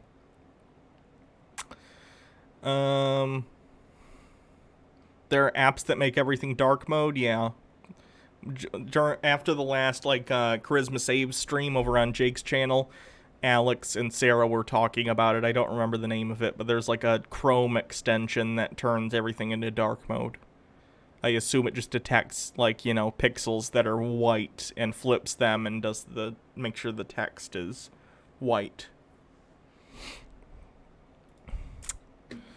In conclusion, please read the attached Lay Forensic Applications of Sex Addiction PDF for more information on sex addiction. The harms now previous case law can and should be applied to this case as well. 7. Twitch's policy, service reputation. Twitch has already shoddy reputation. Twitch already has a shoddy reputation, as can be gleaned from each of their current Prime services, below of which all underdeliver and some outright defraud the consumer through nefarious measures, practices, and policies. This one pisses me off because it's a complete lie, what he's about to say, and I'll explain in a second. Twitch Turbo ad-free experience across Twitch. With Twitch Turbo, you'll never see ads. With the exception of front page takeovers, Twitch partners and affiliates still get credit for ad impressions when a Twitch Turbo subscriber watches their channel. He goes on to say, however, Twitch violated plaintiff's rights to avoid seeing ads because when he was erroneously banned from certain streamers' channels, he had to create another account in order to see what was being said in the stream's chat rooms, as Twitch has recently begun denying Turbo subscribers the right to even see chat rooms when banned for any reason whatsoever. Twitch has essentially taken away the whole chat feature system already in place from any banned Turbo subscribers that are still paying for their ad-free Turbo services, and now in order to engage in these chat rooms or even at the very least see the chat, Twitch Turbo subscribers must now create a non-Turbo account to see the chat rooms, which now include all the ads. Basically, A, he's ban evading. Secondly, his complaint is that he isn't seeing ad-free content on his burner account he had to make because his original account with Twitch Turbo got banned. Dude, you don't have a right as an individual person to the ad-free experience of Twitch Turbo. The account associated with you with Twitch Turbo does. So if you get banned from a channel and you then make a separate account in order to go and view that stream, you don't get the same Twitch Turbo benefits unless you get Twitch Turbo on that burner account. Dude. It's the dumbest complaint. It's the dumbest complaint.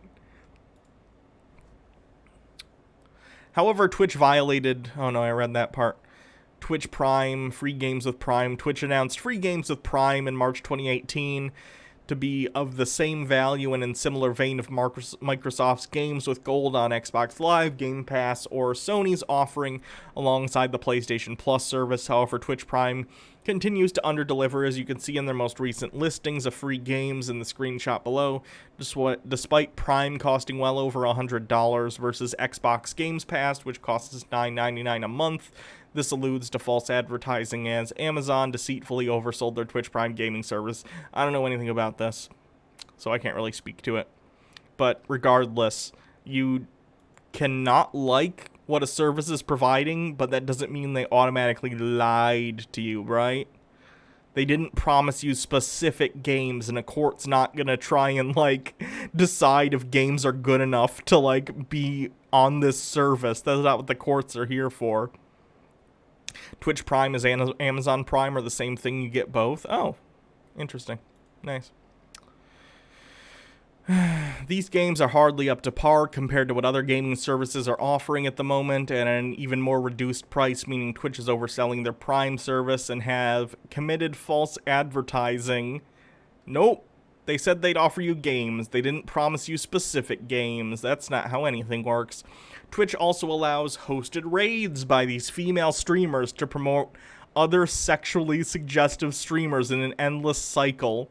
Again, anyone with a Twitch channel can do a raid. Anyone with a Twitch channel can do a raid. It has nothing to do with these individual people. Jesus Christ.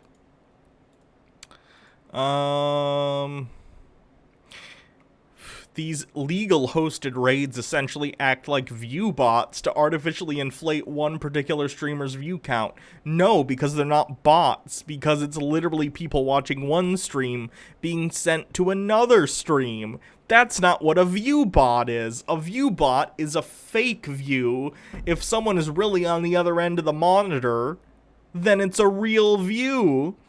As some streamers either pay for a host or are friends with these people who host or raid them, okay? You can be business acquaintances or, like, know other people on Twitch. There are people guys that I raid occasionally. Of course, Jake, if he comes on, I raid him because I'm friends in real life, and I'm allowed to do that. If someone pays for a raid, I don't know if that's ever happened, and I don't know if that's against Twitch's, like, terms of service. But he has no evidence that this is a thing that has happened. He's just mad about it for no reason.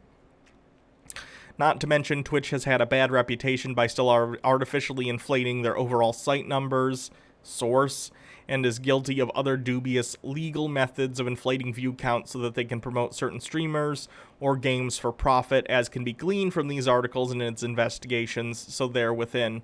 There's some Kotaku articles.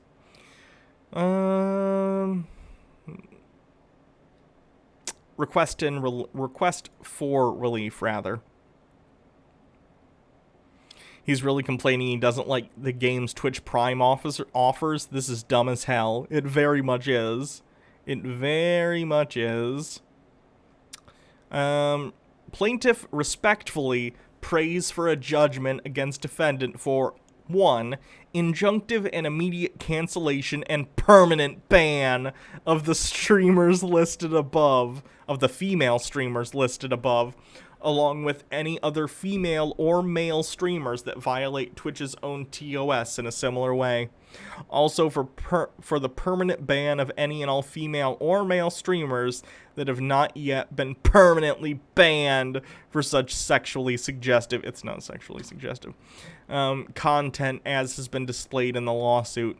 2, $25 million in punitive damages to be split between the plaintiff and other Twitch Prime Turbo subscribers, with any monies left over to be donated to both COVID-19 and Black Lives Matter charities and the funds of the court's choosing. He's representing himself pro se, by the way, which means he is not using a lawyer. Brilliant. As the adage goes, the person who represents themselves in court has a fool for a client. Did I know that existing while having boobs is sexual? That's true. The second I started growing boobs, I went from being a human to being sexual. It's very fun. Banning people for having boobs. Yeah. Yep. And then it's just, he just has this, like, paper on sex addiction as the appendix, which I'm not going to read because I think we all know sex addiction exists, but it has nothing to do with whether or not he is entitled to relief from the court system from Twitch. Very strange. Very, very strange. Man and political, those are the two genders. True. Mock Turtleneck says, see, I don't think he has a real sex addiction. He's just some troll who needs attention. Maybe. Maybe. He could be both. They're not mutually exclusive. What about Bob 2001? Then I can't watch you anymore. True. We can't have that. We can't have that. Devious Chilster. Chuds are strange. They think the woman is there just to breed, but also think that anything the woman does to enhance their chances of breeding is bad. Nasty Trumpet, well, that will get thrown out. Oh, I guarantee it will. Yeah. If it doesn't, it'll be hilarious.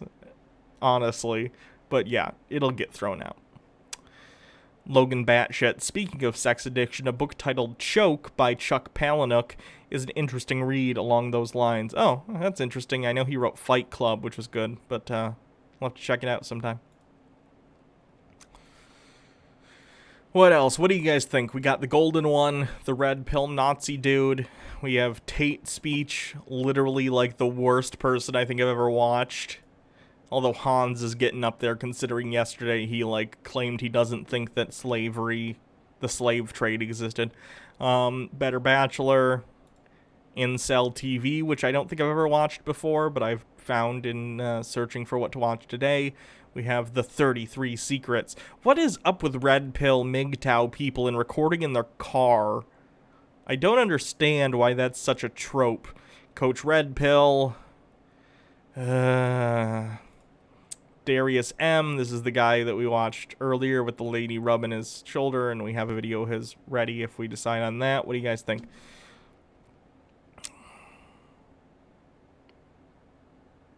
Dude spanking dude stone toss. I can give you some TOS friendly comics.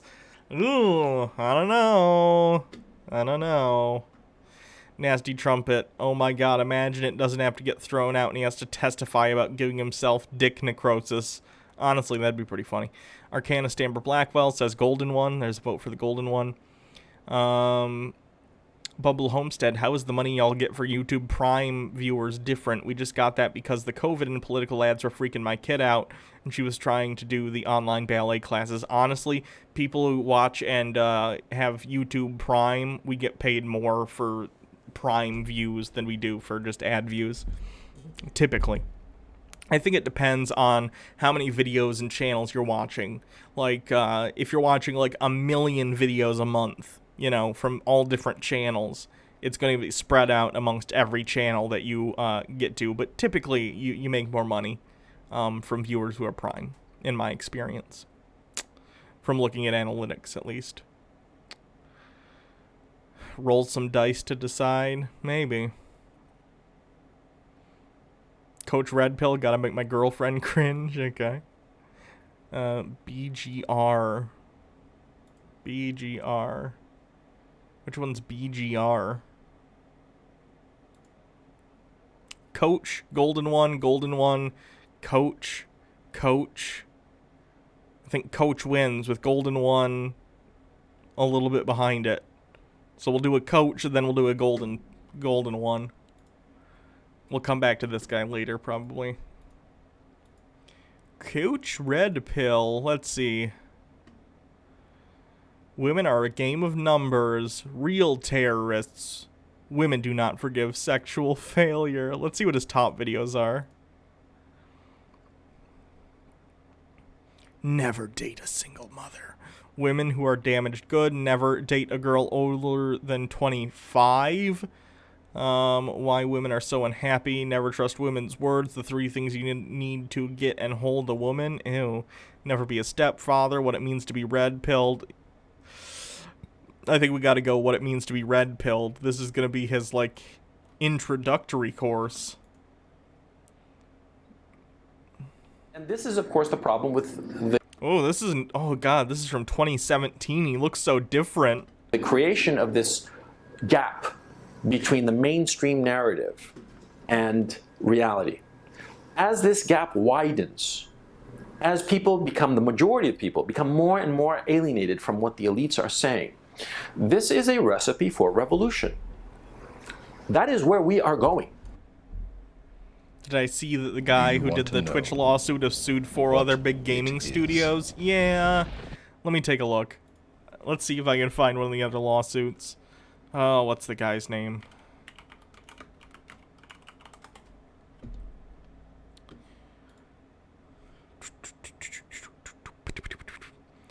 Eric Estavillo. Eric Estavillo. Eric Estavillo. Eric Estavillo. I'm surprised he doesn't have a Wikipedia page.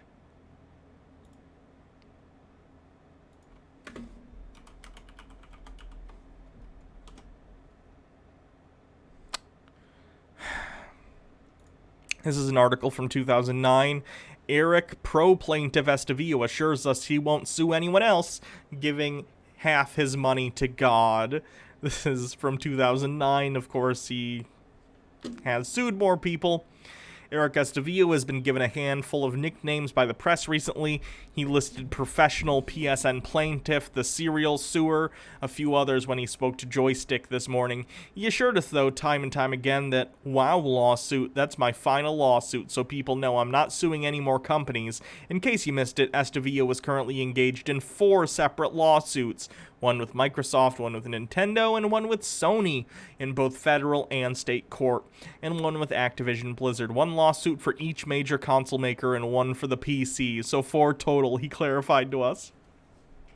Aside from seeking money anywhere from as low as $180 to $1 million, depending on the case, we asked Estavillo what his intentions were behind launching the multiple lawsuits. Quote, "What I wanted to do was exploit the weaknesses of each console and show that they're not impervious to flaws. Each console has a flaw, they should fix it," he said during the interview, as well as in some of his court filings. Estavillo claimed to be suffering from a variety of psychological maladies and has repeatedly stated that he uses online gaming as his primary form of communication. Quote, "I told this other interviewer, and it's true. I actually have no friends. I rely on online gaming for socialization. I believe it.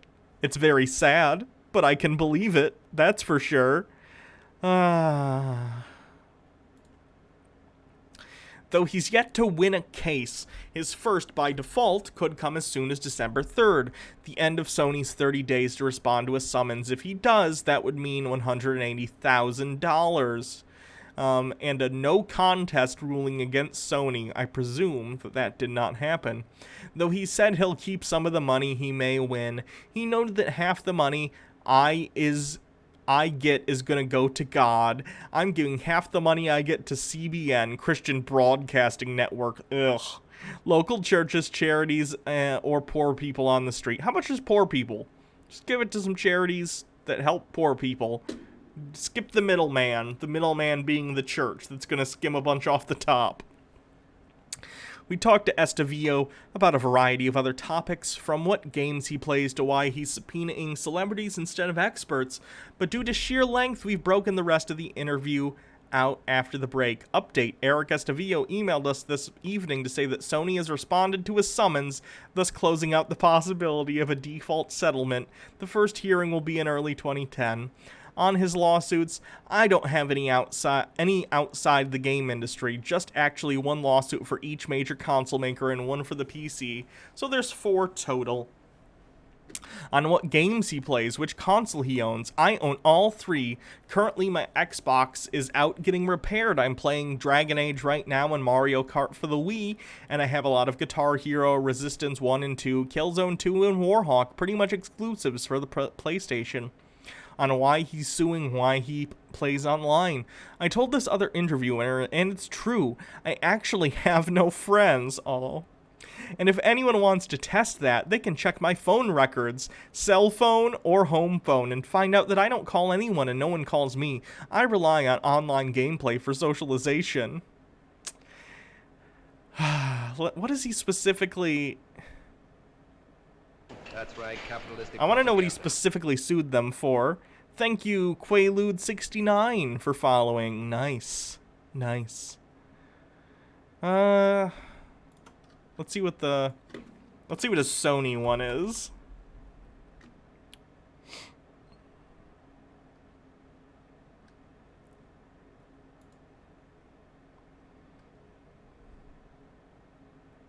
Eric Estavillo versus Blizzard in World of Warcraft. He's 2 of the ones on this list. That's funny. Habitual litigant Eric Estavillo has sued Microsoft, Sony, and Nintendo, but he surpassed himself with his legal pursuit of the developer Blizzard in late 2009. He claimed World of Warcraft's, quote, sneaky and deceitful practices get in the way of his pursuit of happiness. Thank you to Mr. Scruffy for following.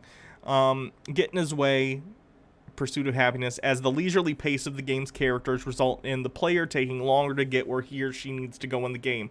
He sued them because the character walk speed was not fast enough? What?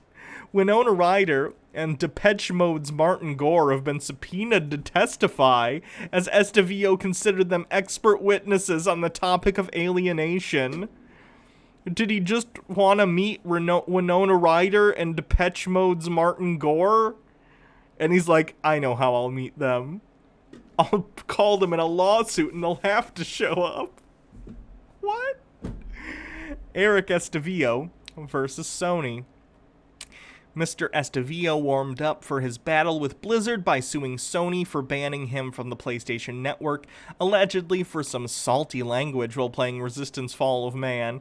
The judge dismissed his £55,000 suit after determining the First Amendment, the Constitution right to free speech, did not apply to Estavillo's claim. He duly filed another suit against Sony, this time seeking $180,000. So he was suing for, like, getting banned for breaching TOS. That's kind of hilarious. The Matrix is everywhere. Oh God. To see it. Skip. Your lab. Blue want is The poor Wachowski sisters. The fact that they made this movie that's like about being trans and it's been co-opted by these right-wing shitbags. It sucks. It really, really sucks. Can we co-opt it back and just say taking the red pill is effectively cracking your egg and finding out you're trans? That'd be nice. Thanks for coming to the stream, La Poupon. Hope to see you again. Dragon Mike 1973, I want to take both pills. I think your head just explodes. The question is, what does it mean to be red-pilled in today's society? Well, quite simply, it means that you no longer believe the mainstream narrative insofar as events are concerned, and instead look for yourself for an actual explanation as to what's going on. This seems odd, because shouldn't the mainstream narrative be accurate? Well, the fact of the matter is, historically, This is what I don't get. There's very rarely a mainstream narrative about anything in society unless it's something that everyone understands and experiences. I think what he's talking about in this case is, like, for instance, the mainstream narrative that women often have it rougher than men on the whole, not talking about each individual, but talking about people individually. And that's because that women have come out and shared their experiences, not only with, like, sexual misconduct involving men that they work with, or that they know in their everyday life, but the fact that women often have a rougher time in the professional world, in education, everything, right? And that's fine. It's not fine, but the recognition of this is fine. So I don't understand what he's talking about other than that, right? Is it the fact that, like, women tend to win in custody cases with men? Because, again, the thing he rallies against, feminism, would help fix that, because that's a systematic problem that comes from society and judges that live within that society seeing women as caretakers and men more or less as predators, right? Feminism seeks to get rid of these distinctions that are stereotypical in nature. the mainstream narrative has been accurate. The mainstream narrative is, of course, what the elites, the cultural and socioeconomic elites, say is going on in the society. They say and report and describe a certain reality, and that reality tends to conform to what is actually going on. You can think of it like a clock face. It's weird that he paused for a second, but the shot is clearly framed up in such a way as to show the clock face perfectly framed. Like, this is a good shot, I'm not gonna lie.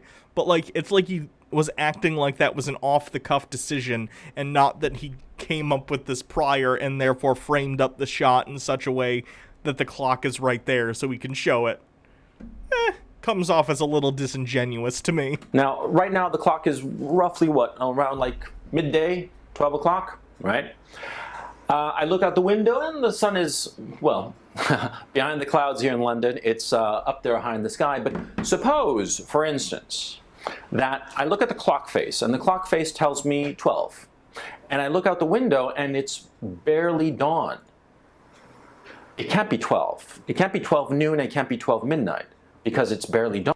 I'm not going talk, says Hannah. Hans responded to a comment of mine. He said, "Hello, God bless you. Congratulations." What did you comment that he actually responded?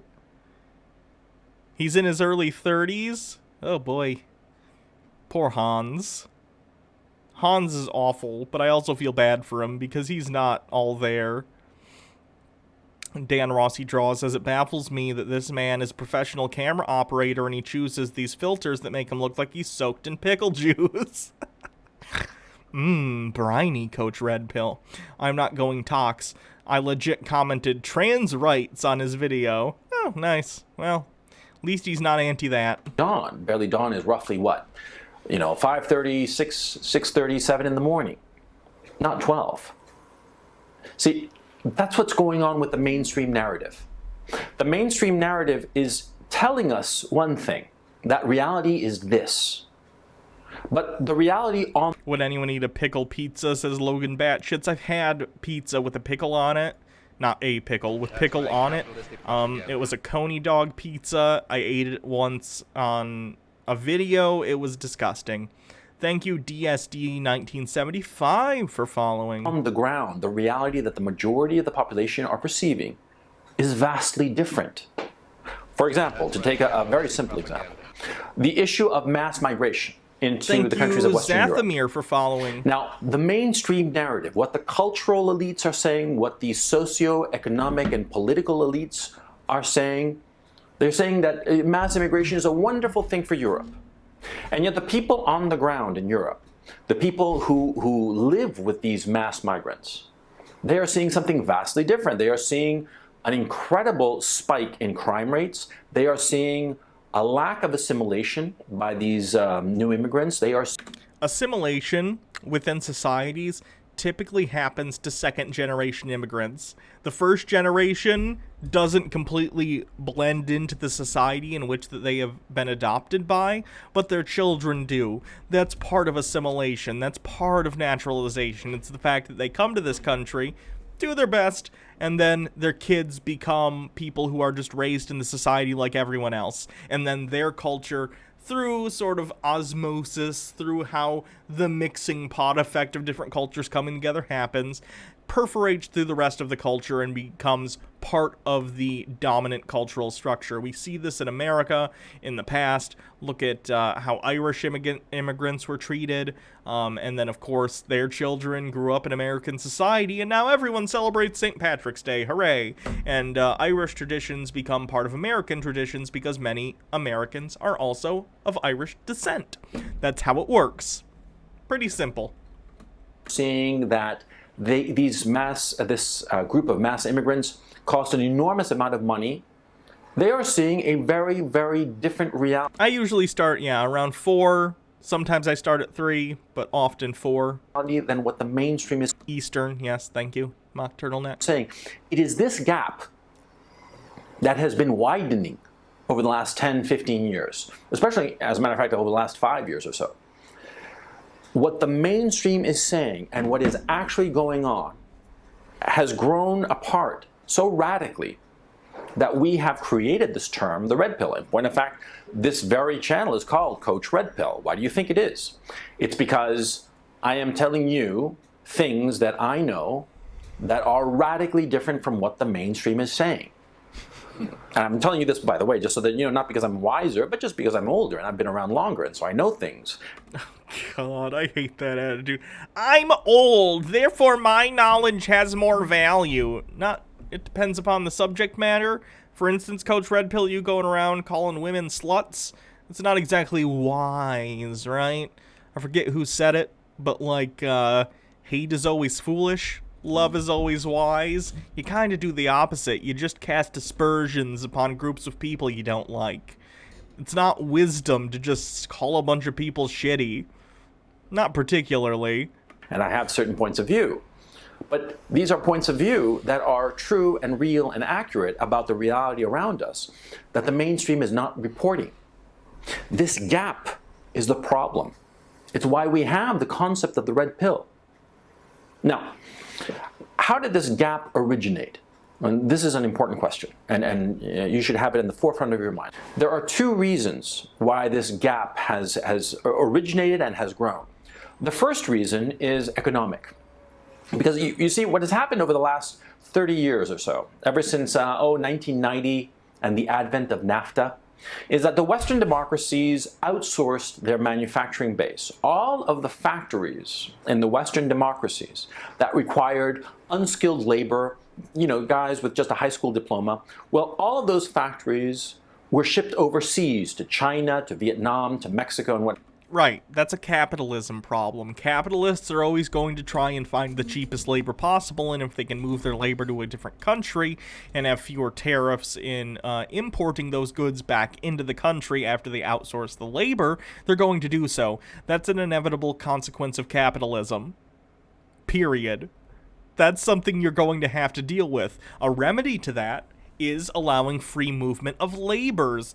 That way, labor can move to countries where they're treated better, therefore hopefully getting labor laws roughly on parity in all the countries of the world, so no one can be exploited. Okay. What have you. Countries that have very low labor costs. Now, this happened because the... Doctor Who did say it, but it was a quote from someone else, I believe. Let me look.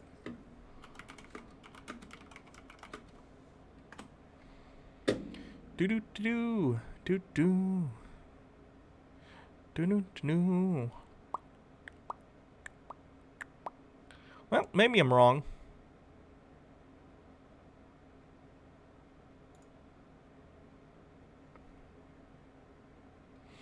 You might remember the final words of Peter Capaldi as the Doctor, who at the end of the Christmas Day episode, before he regenerated into Jodie Whittaker, "You wait a moment, Doctor, blah, blah, blah, blah, blah,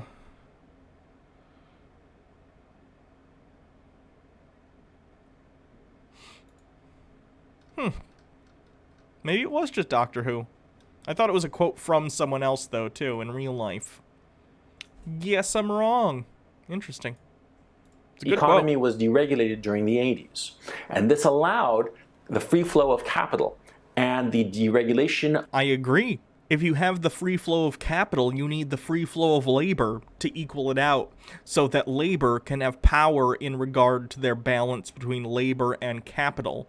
Capital and labor are always at odds with each other because labor wants to be paid fairly for their work, and capital wants to take the fruits of the labor force and take as much of it as possible in the form of profit. Therefore, the capital class can benefit more from the labor that they are not doing, right? So you need to have a balance in these powers if you are going to operate under a capitalist system. Otherwise, you wind up with a pyramidal system in which there are people on top with most of the wealth, and therefore it's inevitable that the system's going to collapse because the people at the bottom can no longer afford the goods produced by the people at top. Also, people tend to get real mad when they realize, and class consciousness increases, that they're being taken advantage of by the people who own the factories they work in. And at some point, they start to realize, wait a minute, we do all the work. We know how to run the machinery that makes all the stuff. What the fuck is the guy that owns the equipment doing other than sitting around and being a leech off of our work? Of the labor markets. And so companies would close up their factories in the Western democracies, say in the United States or in Great Britain. They would close up the factory, send the factory to China, and send the capital to build the factory to China, build that factory in China, hire very cheap Chinese labor, build the same products, and ship them back to the Western democracies. Now, what happened was that everybody got very cheap consumer goods, but what happened, of course, was that a lot of people were left unemployed. And a lot of people foolishly said, oh, well, the market, the magic of the market, and the market will fix it. But that's, of course, didn't happen. And now you have huge swaths of the population that are unemployed and will never be gainfully employed. These people, these not very educated people with barely high school. Okay, so wouldn't the solution to that problem be to provide free and open education to people so that once they get out of high school, everyone has the opportunity to get into something that is beneficial not only to themselves and personally profitable for them, but also benefits the country?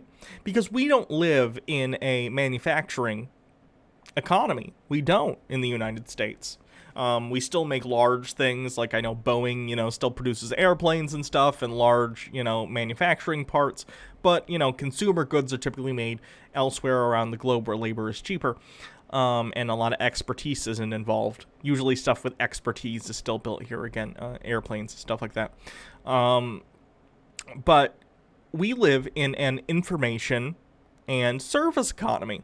So what we have are people who design things, ideally. We have people who, invent iPhone types and stuff like that.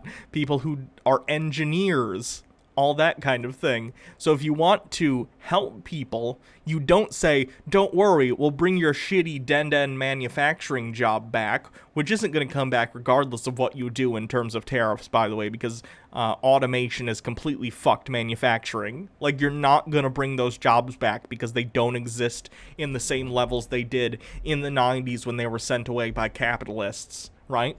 And this is an inevitable result of the fact that human beings are good inventors. We create ways to solve problems and reduce the necessary exertion of labor in order to pursue goals. So we have people who need jobs, who are unskilled, and your solution is to try and somehow drag the jobs back that no longer exist in the first place as they did back in the 90s, when really your solution should be, we should be educating these people, because it's not only good for them, but it's good for the economy, it's good for the country, it's good for democracy to have an educated populace.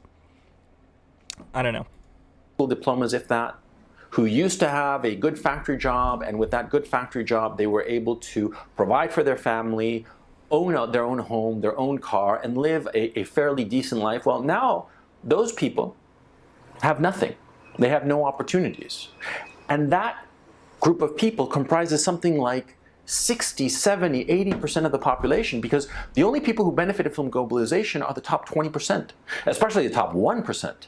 The top 1%. I would argue also people who gained those jobs elsewhere in the world benefited.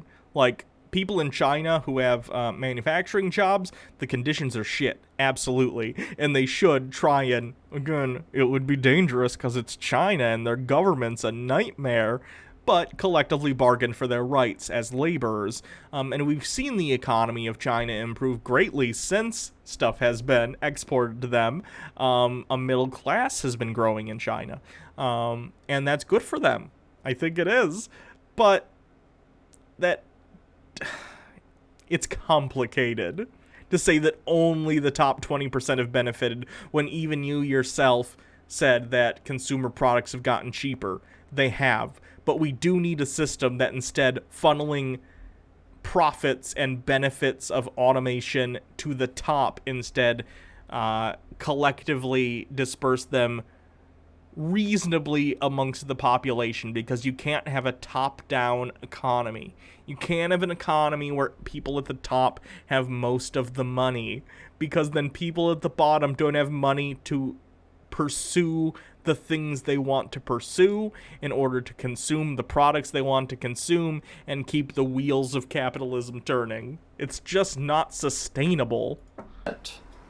And their service class, the lawyers, the accountants, the doctors, the interior decorators, the marketing executives, all those people in the top 20%, they benefited. They benefited from globalization.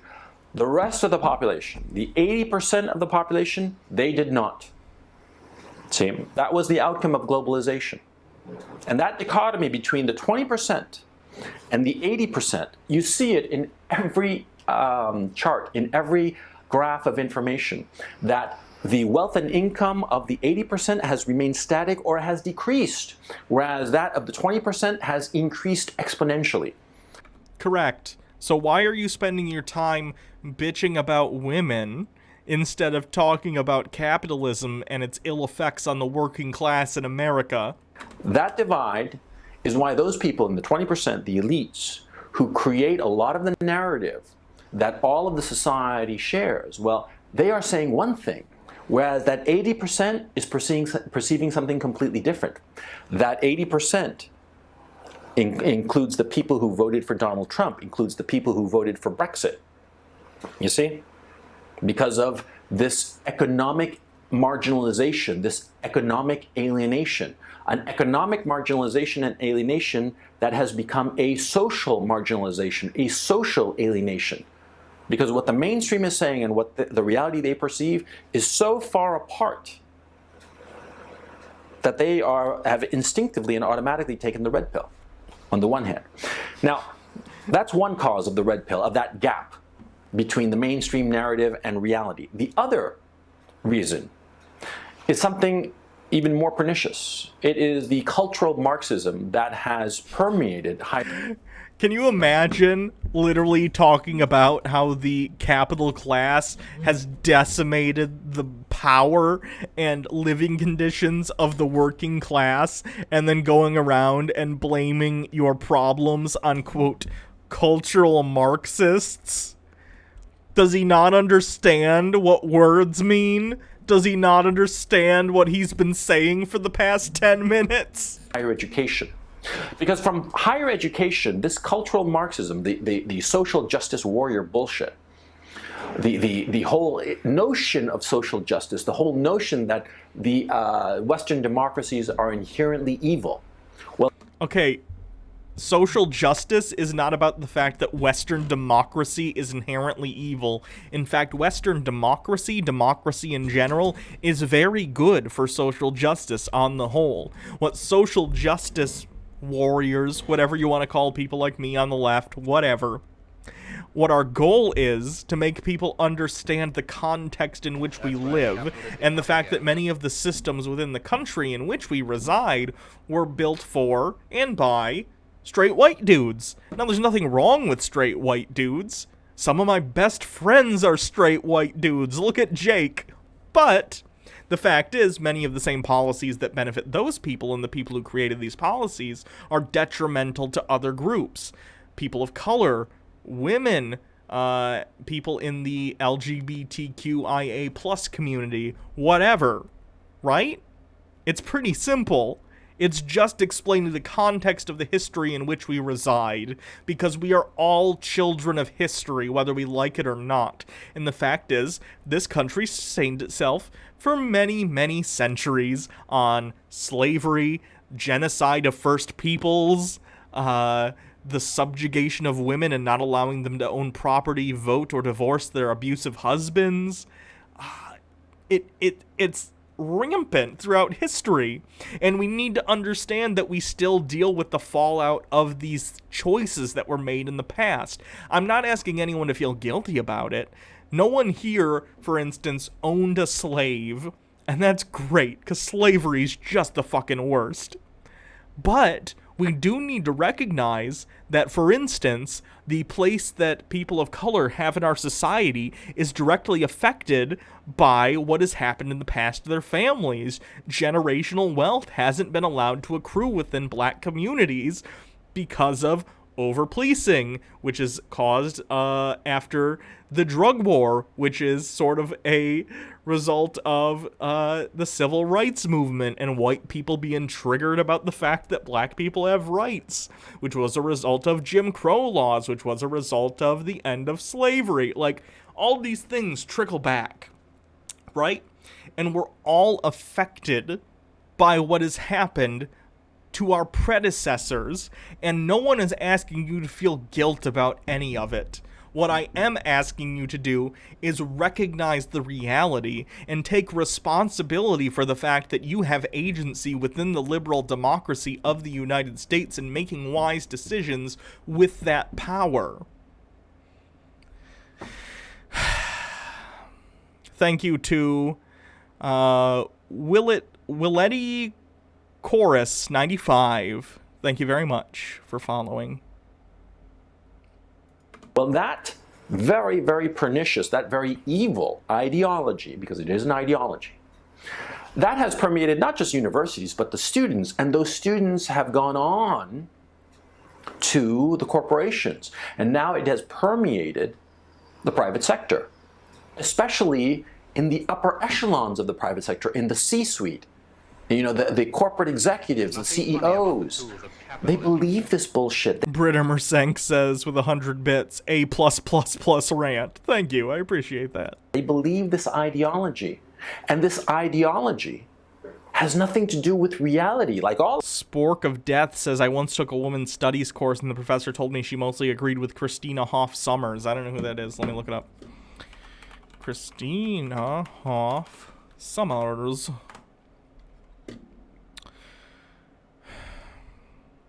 Christina Hoff Sommers is an American author and philosopher specializing in ethics. She is a resident scholar at the American Enterprise Institute. Sommers is known for her critique of contemporary feminism. Her work includes the books Who Stole Feminism and The War Against Boys. Oh no. Is she like a red pill lady? She also hosts a video blog called The Factual Feminist. Sommers' positions and writing have been characterized by Stanford's Encyclopedia of Philosophy as equity feminism, a classical libertarian feminist, libertarian perspective that holds the main political role of feminism is to ensure that the right against coercive interference is not infringed. Sommers has contrasted equity feminism with what she calls victim feminism and gender feminism, arguing that modern feminist thought often contains an irrational hostility to men and possesses an inability to take seriously the possibility that the sexes are equal but different. Oh boy. Nothing sadder than a second-wave feminist not recognizing the continuing issues that plague women. all ideologies.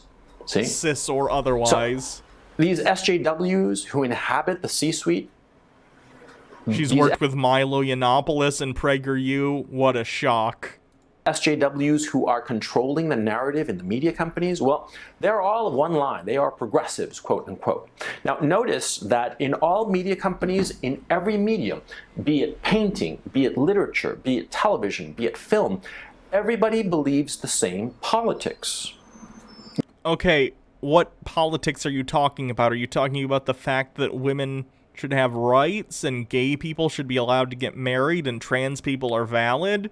Because these are prominent political positions, because as it turns out, people are empathetic and they understand, especially in this day and age where we're able to go on the internet and talk with people of all different colors, creeds, genders, whatever, nationalities, etc. We're able to understand the plight of others, whether it be based upon discrimination or just inherent bias in the world in which we live. These are positive things. There's a reason these are the predominant narratives of our society, because despite the fact that the United States has, and the Western world in general, has failed to uphold the truth that we are all created equal, we still in some way believe that as part of our cultural narrative, and therefore we want to allow people to have the greatest chance to pursue their own happiness, and that often comes with the recognition that people who are different than you deserve the same rights, whether it be, again, gay marriage, trans people being allowed to be trans and not be fired or not hired for that reason in the recent Supreme Court decision.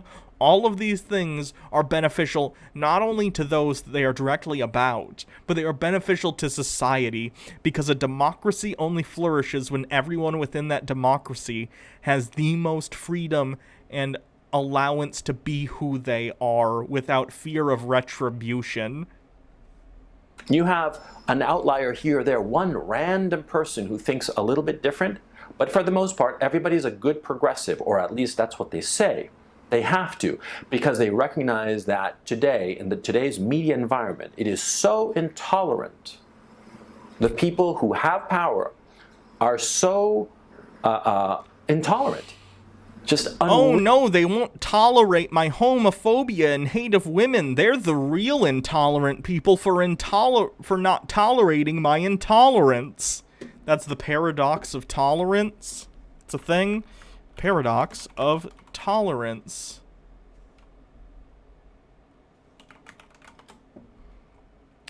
The paradox of tolerance. Can you guys see this? More or less. The Paradox of Tolerance by philosopher Karl Popper. Should a society tolerate intolerance? Here we have two people telling a Nazi that Nazism is bad. Nazism's bad. And the Nazi says, "You want more tolerance? Respect my ideas." The answer is no. It's a paradox, but unlimited tolerance can lead to the extinction of tolerance. When we extend tolerance to those who are openly intolerant, the tolerant ones end up being destroyed, and tolerance with them. Here we have the someone from the German Republic saying, let's give them a chance, and then Hitler rising to power. Any movement that preaches intolerance and persecution must be outside of the law. As paradoxical as it seems, defending tolerance requires to not tolerate intolerance, because at the end of the day, those that are intolerant will do their best if they are able to thrive. They will do their best to extinguish tolerance. Okay? Pretty simple concept. I think everyone gets it. Willing to entertain any kind of divergent view. That anybody who does have a divergent view has to keep their mouth shut. So what has happened is that this cultural elite, they all think and say the same thing. There is no viewpoint diversity. This cultural elite, this top 20% of the cultural elite, the ones who decide which books get published, the people who decide which video on YouTube to put into limited state and which to ban outright. This cultural elite, because of their ideology, they believe in a narrative that has nothing to do with reality. They are in their own little bubble. And through their power, the power that they have by way of control of the media, they are pushing a narrative, pushing a reality that the Western democracies are evil, that the Western democracies are inherently racist, sexist, what have you. They are pushing degeneracy. Okay, again, wait, did he just say pushing degeneracy? These are inherently racist, sexist, what have you. They are pushing degeneracies and decadences like transsexuality. Oh no! We can't have that. We can't have transgender people, because then... What? Then what? You just decide that that's degenerate and therefore I shouldn't be allowed to exist? No, that's not how anything works. If we let everyone throughout history who thought something was degenerate have their way, let's just say there'd be a lot fewer Jewish people, gay people, black people. The people who scream about degeneracy tend to end up goose-stepping their governments into the grave in the long term. Please do not listen to people who talk about degeneracy like this. It's like the biggest red flag you could possibly wave. Pedophilia and all the rest of it. They are pushing. Yes, please put transgender people and fucking pedophiles in the same camp, as if they're even close to the same thing, you asshole. What is with the right claiming that the left wants to push for, like, acceptance of pedophilia? No one who is not a pedophile wants legalized or recognized pedophilia as a thing. Everyone agrees NAMBLA's shit.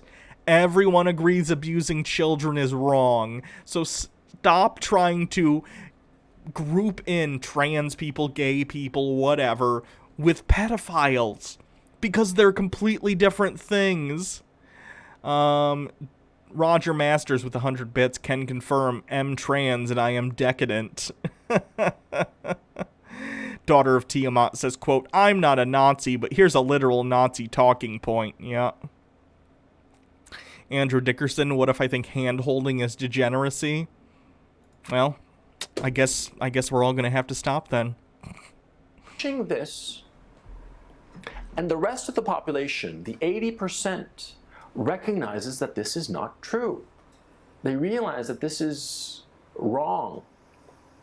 And so you have the narrative of the elites separating from reality, the reality on the ground. Now, what happens, of course, is that there are people who are temperamentally, educationally, intellectually capable of being part of that elite, part of that top 20%. I consider myself one such person. But we are completely alienated from that cultural elite, the establishment cultural elite. because we recognize that the narrative that they are selling is simply not true. A lot. Okay, but like most young people are completely accepting of trans people. That's not an elite thing. That's a fact that younger people are more tolerant and understanding of the positions and lifestyles of other people and open to people living the way they'd like to live as long as it's not hurting anybody, which is a good thing. It's good. It's great. A lot of my fellow content creators on YouTube. I agree that there's an issue between the top 1%, the capitalist class within this country, having a completely different and skewed worldview from most of the people here. I agree. But the problem is not one of social justice and the fact that you can't say the N-word anymore. Like, how stupid and obtuse do you have to be in order to boil down the fact that rich people are out of touch to, I can't hate the gays anymore? Grow up, Coach Red Pill. This is part of human history. In good periods, ideally, society gets more open and understanding and tolerant of others around them. Unfortunately, progress isn't always an upward climb. We roll backwards sometimes, but ideally, especially within a democracy in which people should have the right to choose whatever makes them happiest as long as it doesn't hurt others, what the fuck's your problem, right? It's for the best. YouTube, they have the capability, the talent, the drive, the energy to be a part of that cultural elite. They have the ability to be a part of it. But because of their views, thanks, the Meru Sama. And so thank you for coming to the stream. I see you figured out how to change your name. Outlet for their energy, as an outlet for their point of view. Their point of view, which tends to be a lot more accurate about reality than the nonsense, the narrative that the top 20% is selling. Well, these people are doing YouTube videos. I'm talking about people like Black Pigeon Speaks, Mr. Medicare, Styx Hexenhammer. All of these people are doing content in other circumstances, in other times. These people would be welcomed into Coach the Red Pill cultural still elite. has an But open today they are Patreon. not, because they Yuck. have the wrong point of view. You see? So that's what's going on. The elites have become warped. They are living in a bubble, in a, I'm glad I pronounced your name right finally, the Meru Sama.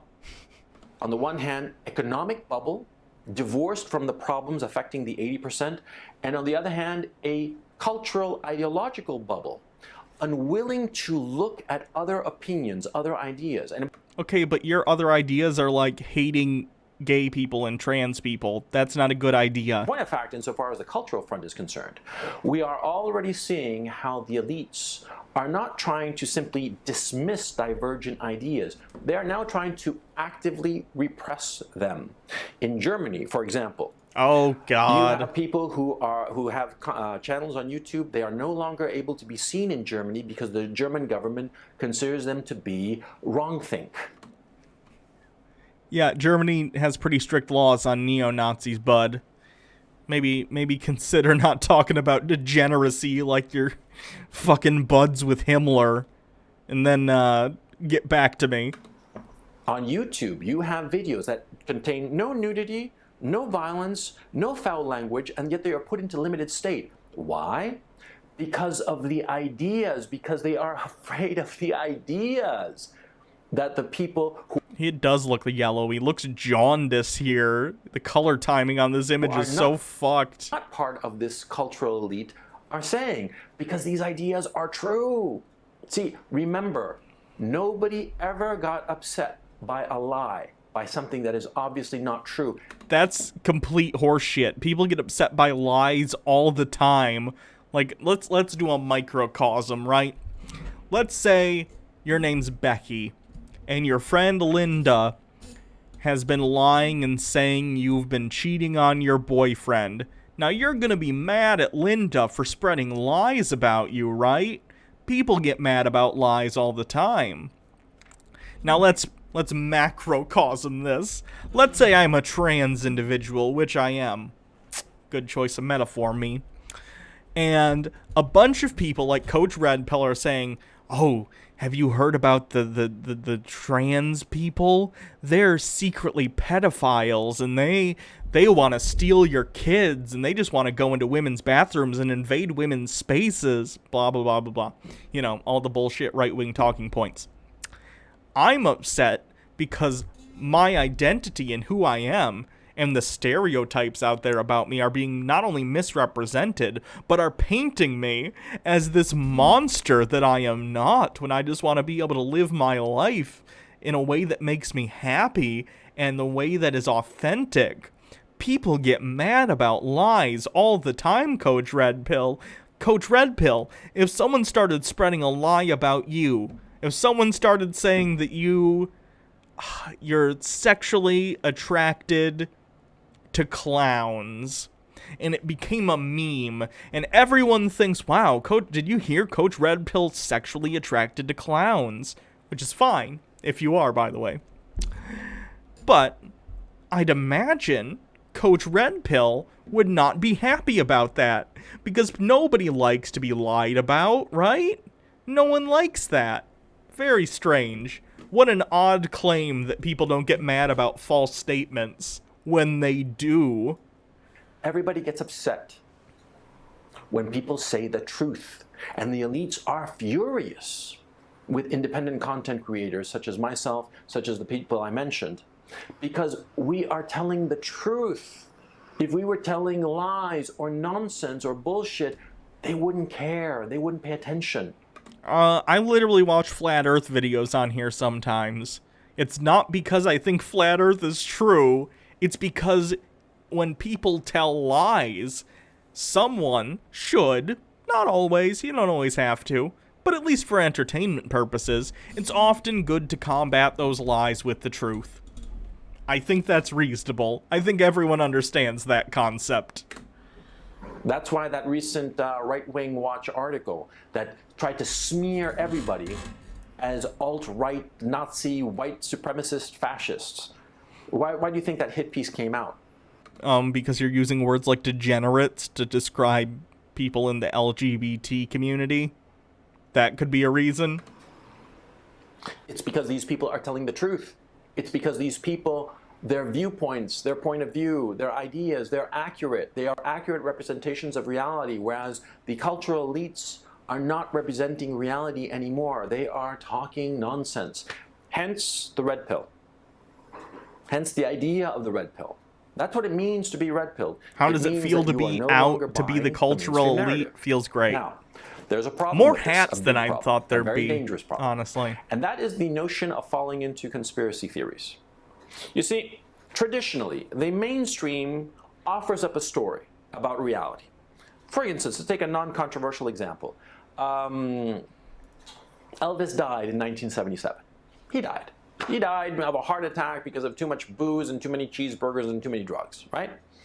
Now, there is a fringe that does not believe this. The mainstream narrative says Elvis died in 1977. And the vast majority of the middle, the right, and the left, the vast majority believe this statement, this narrative. But there is a tiny fringe that believes that Elvis didn't die, that he lives on.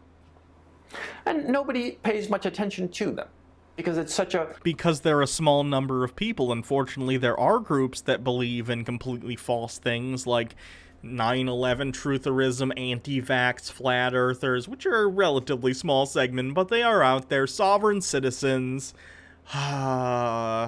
whatever. All of these groups actually have a chance because of their numbers to affect public perception and public policy. So it becomes the responsibility of journalists to then try and debunk and make fun, maybe not make fun, that's not the right word, expose these people for what they are, hucksters, or people who are misinformed.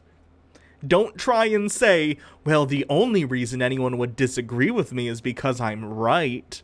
That's an awful, it's the most specious reasoning to say, I must be right if people are disagreeing with me. If I go outside and say to a group of people, man, the sky looks really, really orange today and it's a blue sky out, and everyone goes, what? It's blue. It's not because the sky is actually orange, right? People like to dispel falsehood. It's a thing we like to do. Ridiculous There's notion. nothing funny about the tools of But there is capitalism. that fringe. If we are here, Right. thank you And for they have gifting their a tier 1 conspiracy sub theories to as Lucas why Dawn. he's still alive and why he was declared dead and blah, blah, blah.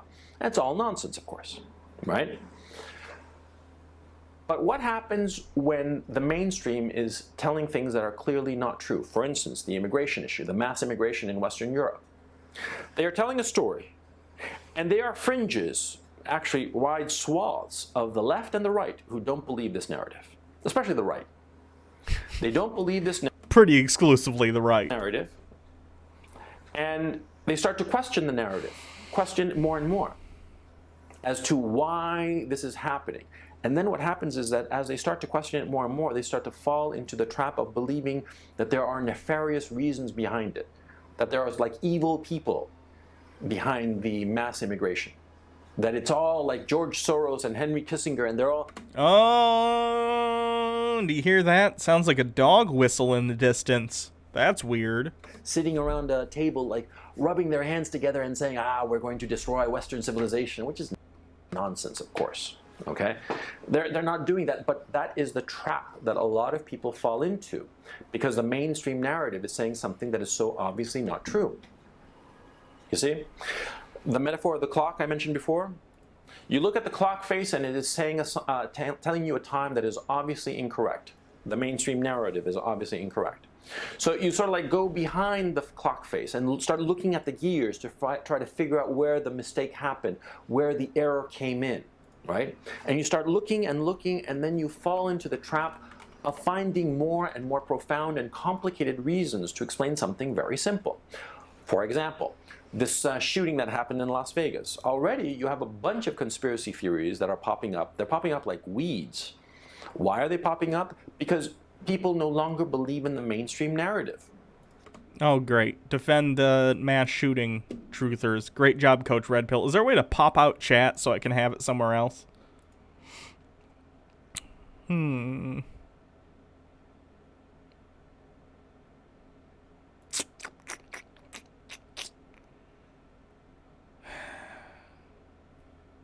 Maybe if I just take this and put it in its own thing. The little cog at the bottom.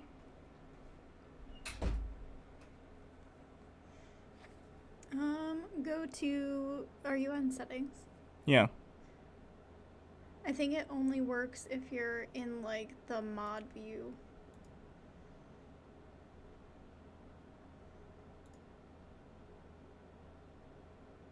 Pop out chat. Got it. Nice. Thank you, guys. Appreciate it. Thank you. Oh, that's a cute outfit. This is yours. Well, it's cute. Thank you.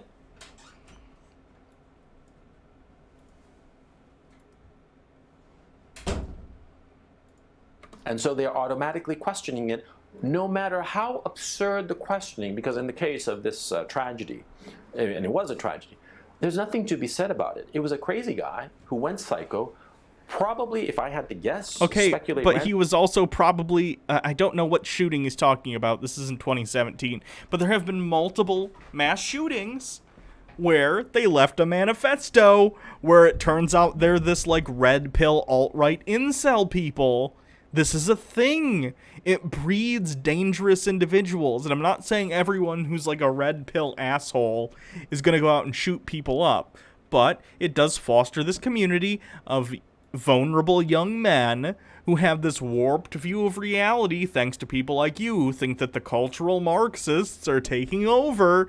And instead of operating in a healthy, normal way, they go out and get desperate and shoot people up. It's fucked up. randomly, I'd say probably because of the meds he started taking just before he went on this rampage, right? It was just some random tragedy. And yet you have all these people who are creating all these very, very large conspiracy theories to explain what happened. Because they're looking for an explanation. Why are they looking for an explanation? Because the mainstream is not giving them one. Okay? They took the red pill, but they OD'd on the red pill. They've OD'd on the red pill, and they look for explanations, conspiracies everywhere where there are none, where there's just, a tragedy, nothing more. And this is, of course, the problem with the creation of this gap between the mainstream narrative and... If We Are Here says, there's a problem when you watch a video from 3 years ago and can't even determine which shooting someone is talking about because there's just that many. Yep. Reality. As this gap widens, as people become, the majority of people become more and more alienated from what the elites are saying, this is a recipe for revolution. That is where we are going. We are headed towards a revolution where the elites will be overthrown because the gap between the narrative and what is actually going on is becoming so wide that it is inevitable. This is what happened before the French Revolution. This is what happened before the Russian Revolution. You think he did the P That filter to make it look like the is Matrix? the source of revolution. That would make sense. Because what is happening is that it is taking a smaller and smaller red pill for people to wake up and realize that this narrative is bullshit. When it comes to a point where the vast majority of the people believe that the elites are just selling bullshit, that will be a very, very bad day. Oh boy, and then a picture of the French Revolution. And as we all know, the French Revolution was because Marie Antoinette famously said, and let them have as many gender identities as they want. That's not what happened. That was about power structures, not about social justice, you moron. He's so stupid. He's so stupid. Let's see, we got the golden one. Let's do a golden one video. Let's look back at his most popular. He hasn't posted recently, unfortunately, or fortunately, I suppose, but for me, it's unfortunate. He says why I hate porn and why you should stop watching it. Did we watch this one already? Massive. Greetings. Today I want to tell you a little story from when I was 16 years of age. Oops. That's the music. I have a play pause button on my keyboard and it's not doing it for YouTube. Instead, it's doing it for the music in the background. Weird. We saw this? Okay, I'll switch to a different one.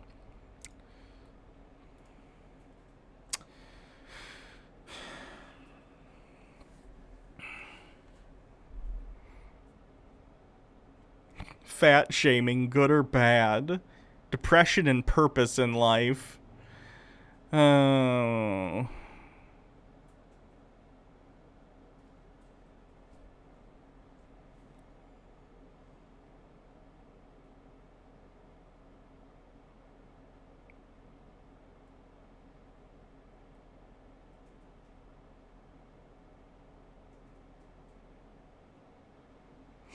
What do you guys think?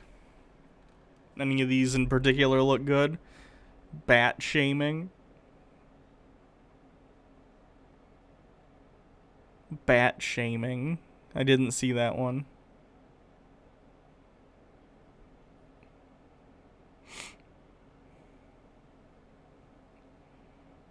Testosterone level tests are in. Oh god, he got a testosterone test. Christ.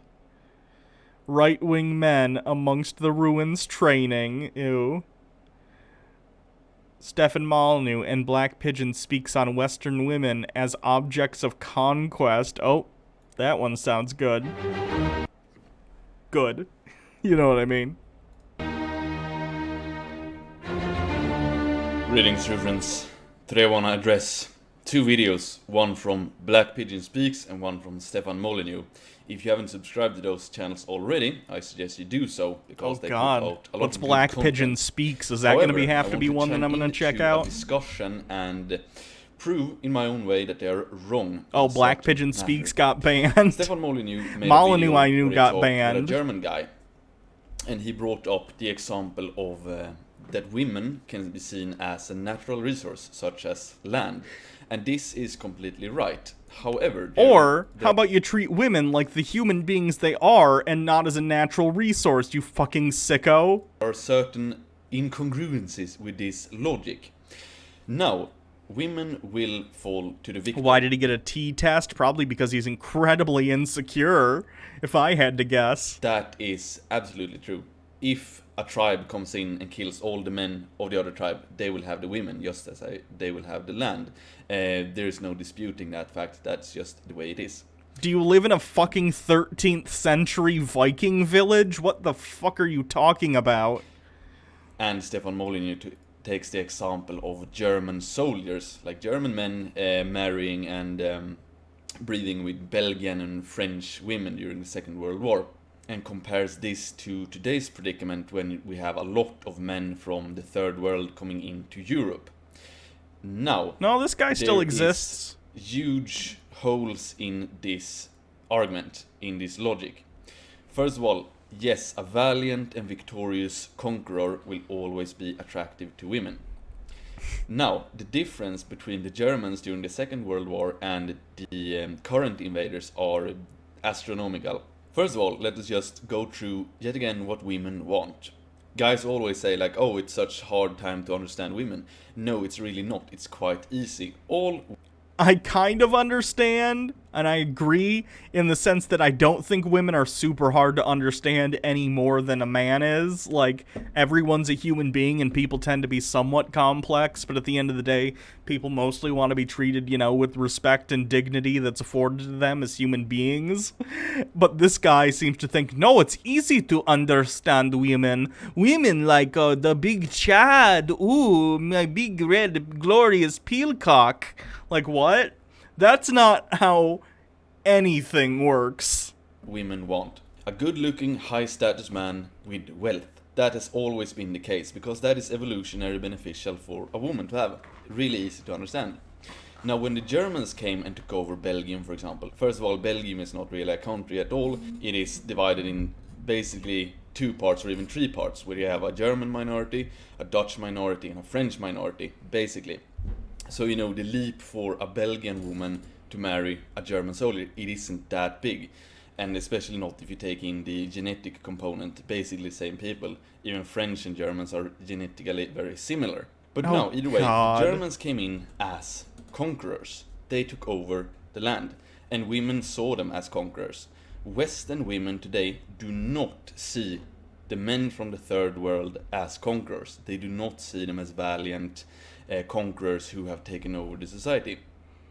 Okay, is he under the impression that, like, in the past, when, like, I don't know, invaders came in to whatever and wiped out a village, and then they took the women as property, is he under the impression that the women were like, oh, be still my heart, the new conquerors are in, they killed my father and brothers, I'm so wet. What? That's not how anything has ever worked. If someone invades your village and kills everyone, you're gonna be horrified. It would be the worst day of your life. So far, at least. What kind of weird romanticization of fucking murder and slaughter is this? In the long run, yes, if current demographic trend persists, they will eventually outnumber us and then start killing us, probably, if we look at historical trends. But up until then, women in the West see these men who are coming in as poor refugees that we need to take care of. Why did he air quote men? They're men. They identify as men. They're men. What the fuck do you mean? Men? They're men. So it's not the case that, oh, these exotic men are much more attractive than our Swedish or German men. And Yes, sex symbol, Dolph Lundgren. He fights crime with his nose. We're gonna solve crime and full penetration. Solve some crime, full penetration. He has to pick Dolph Lundgren because he's like Aryan. Jesus Christ, dude. I'm not trying to put anyone down here, but let's face reality for what it is and just, you know, look at the situation with clear eyes. Western men, we are more attractive. But don't take my word for it. We can look. Okay, have you ever heard the phrase that beauty is in the eye of the beholder? Western beauty standards have more or less proliferated throughout the world because of Western hegemonic, like, cultural domination. But that doesn't make you objectively more attractive. Like, the golden one, you look disgusting to me.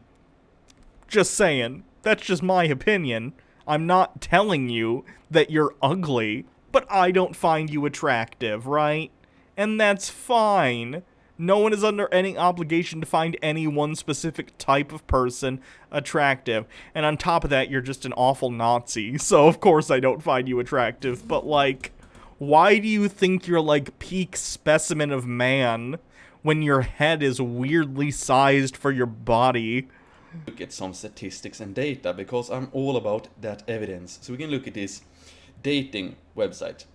And, you know, I really like to look at statistics from dating websites and where people actually live. Because all these women, they will vote for certain parties and they will put on Facebook posts saying how good they are. But when it comes to who they're gonna marry, or who they're gonna fuck, or who they're gonna date, they will choose according to what they truly desire. And when you look at where they live, same thing there. And we can see that 90% of the white women do not want to date any non-white man, which makes them incredibly loyal to the tribe. Why did he cite the white flight phenomenon? The white flight phenomenon is when people of color move into a community and all the white people leave because they are racist and don't want to be around black people. What the fuck does that have to do with the fact that you think white women don't want to fuck black dudes? Like, what? Don't people like you, and by the way, he also is like a Nazi who's probably super afraid of, like, miscegenation and this idea of, like, interracial couples. So which is it, dude? Is it that women don't find people of color attractive, or is it that secretly interracial couples are propagating some kind of bullshit white genocide? God, I hate that Nazis are so fucking hypocritical. They can't even have an internal belief system that's consistent, on top of all the awful prejudiced bullshit that they speak about. It's ridiculous. Western men are attractive. Western men are also high status in any society where they are, and they're also more often than not wealthy. Whereas these Middle Eastern men, they're seen as poor refugees that they want to pat on. Hold on, these are some Stone Toss comics, which I assume have been vetted. Yeah, I've seen that one.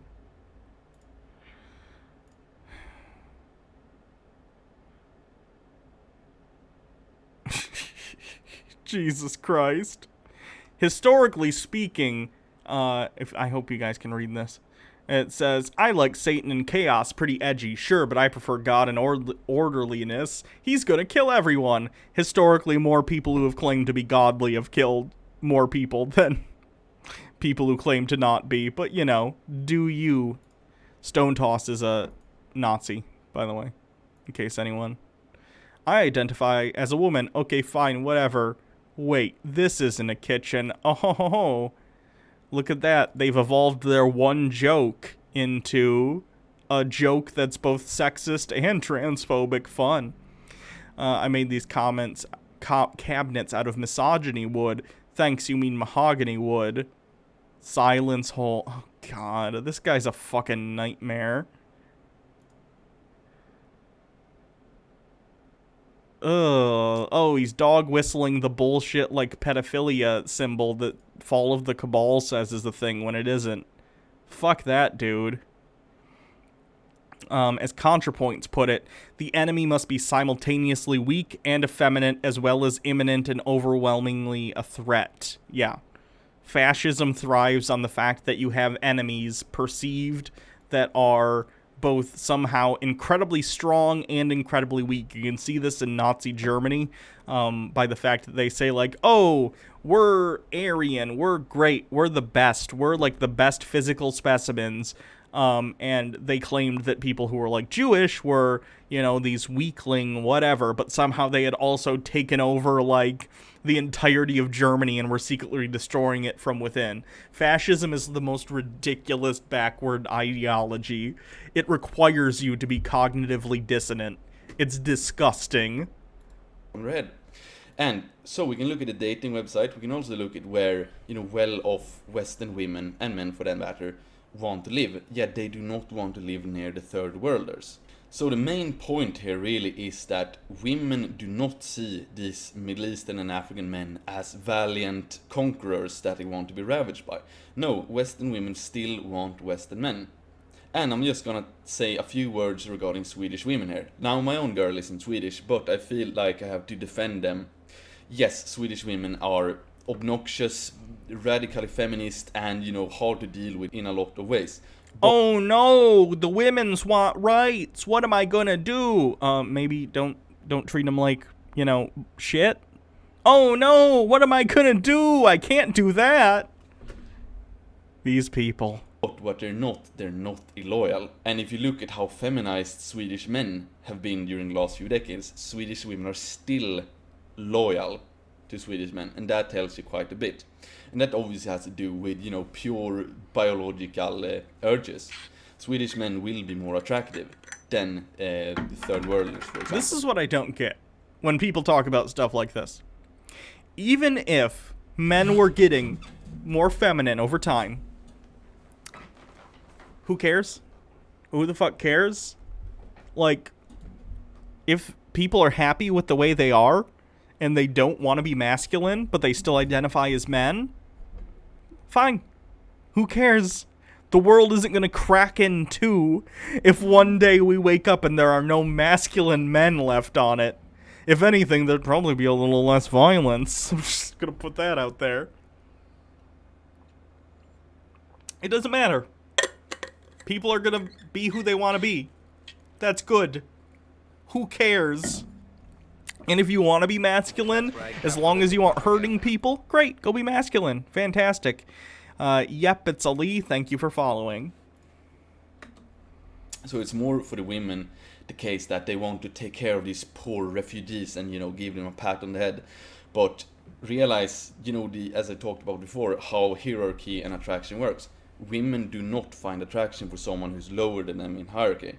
They're attracted to guys who are high up in the hierarchy, higher than them. Women do not want to have children and start a family with a guy who's low in hierarchy, which these poor refugees are. They want to give them a pat on the head and help them because they can't fend for themselves, basically. So you have two completely different sort of psychological responses to this. Yes, when the Germans went in and when conquerors in the past has went into a nation, then you have, you know, the successful high status conqueror. But that is not what they see when they see these poor refugees. They see it for just that, poor people who they need to take care of. But they don't want to marry someone they have to take care of. On the contrary, they want to marry upwards in This hierarchy. is fucked up in And so as it many is different right now- levels. First level is he thinks that in the past when like people would come into villages and kill all the men, that the women in that village would be like, ooh, these strong conquerors, which is completely ridiculous. Women just had to deal with it because they had no agency and were being threatened. On top of that, the fact that he thinks that all Western women, whatever that means, I assume he means white women, he thinks don't find people from other places or people of color attractive, which is fucked up. Not only untrue, but fucked up. And then on top of that, he's shitting on, like, refugees. Like, this is like a shitty position sandwich. Ugh. Western men are still on top of that hierarchy. Now, with that said, Oh, it and is the still obsession with a hierarchy. natural truth that if one tribe comes in and kills all the men of the other tribe, the women will fall to them.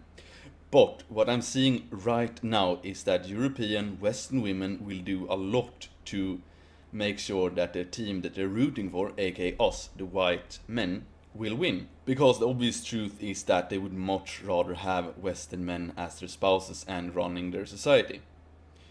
So, I just wanted to clarify that for a moment. And lastly also, our mission now is also to reawaken the man in Western guys, so that there's no question about it at all which particular tribe the Western women prefer, and all Western guys must help other Western guys to achieve this. It looks like he just intentionally flexed his pecs. My, Did anyone else notice that? To Stefan Molyneux and Black Pigeon Speaks.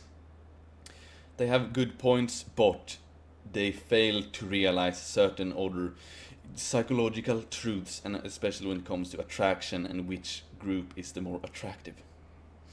And who am I? The glorious champion of the West. XOXO. Boom. That's gross.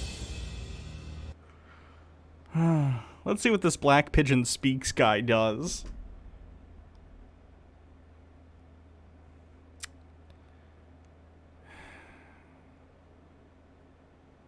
Coronavirus averts incel sparked civil war? What?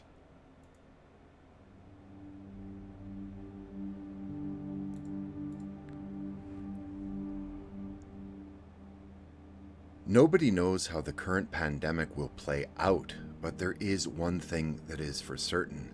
The world economy will continue to hemorrhage, and many are predicting that we are now on the event horizon of the worst financial crisis in modern times. This crisis will have many knock-on effects that will touch every corner of our lives. On the other end of this crisis, most certainly there will be not only a reduction in global supply chains, but of globalism itself. And of course, one of the key components of globalism has been the ever-increasing and unrelenting migration of people from the developing world into the West.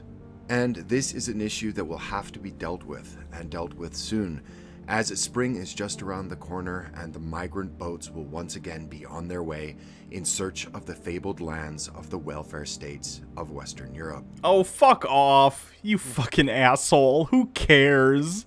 They're fucking refugees. The entirety of the developed world has been fucked over by Western countries, whether it be the UK and the United States. Get fucked. While there are many things to consider, one aspect of the current migration stands out from other mass movements of people in recent times.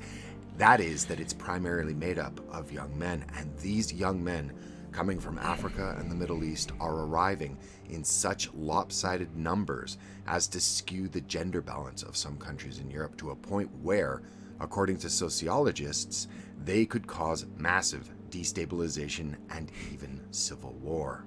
Oh or my maybe, God. just maybe, the coronavirus has arrived in the very nick of time to save Europe from the full impact of unrestrained globalism. What the fuck? Is he seriously gonna be like, oh, coronavirus is good because it stops immigration? Go fuck yourself. What are you on about? So many fucking people have died, you fucking piece of shit. Can you imagine being such a monster that you find yourself on the side of a virus and you have such little self-reflection skills that you don't recognize that you're a fucking evil piece of shit? Everything will be explained in the next few minutes. Thank you. Sustained tie games for 800 bits.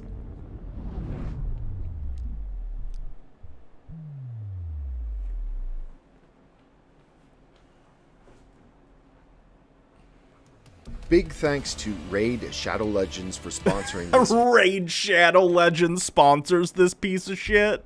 Holy hell. Jesus Christ, maybe I need to get Raid Shadow Legends to sponsor me. Apparently they'll fucking sponsor anyone. I'll take that sweet, sweet Raid Shadow Legends cash. Video. The game is pretty cool with a dark-esque fantasy theme. What I like about it is you can pick it up whenever on your own station. In the world's most populous nations, China and India, men outnumber women by 70 million. Chinese health authorities describe the gender imbalance among newborns as the most serious and prolonged in the world, and a direct ramification of the country's This is the first historic video I've and seen by him. strict one-child policy, as well as the Chinese cultural preference for boys rather than for girls. On average, 118 boys are born for every 100 girls in China, compared to the world average of 103 and 107, respectively. When there's a shortage of women in the I was just going to say, some of these people are going to be gay, though, too, so you got to take that into account. I'm pretty sure homosexuality is not culturally considered okay in China, though, so you're going to have to, you know, push for some gay rights over there. But hey, you know, suck a little dick. It'll do you some good, probably. market, the women can marry up, inevitably leaving the least desirable men with no marriage prospects whatsoever. According to Nicholas Eberstadt in his book The Demographic Future, well, he projects that by 2030 that 1 in 4 Chinese men will never get married. Numerous commentators are predicting... I gotta look up who this Nicholas Eberstadt is. Nicholas Eberstadt.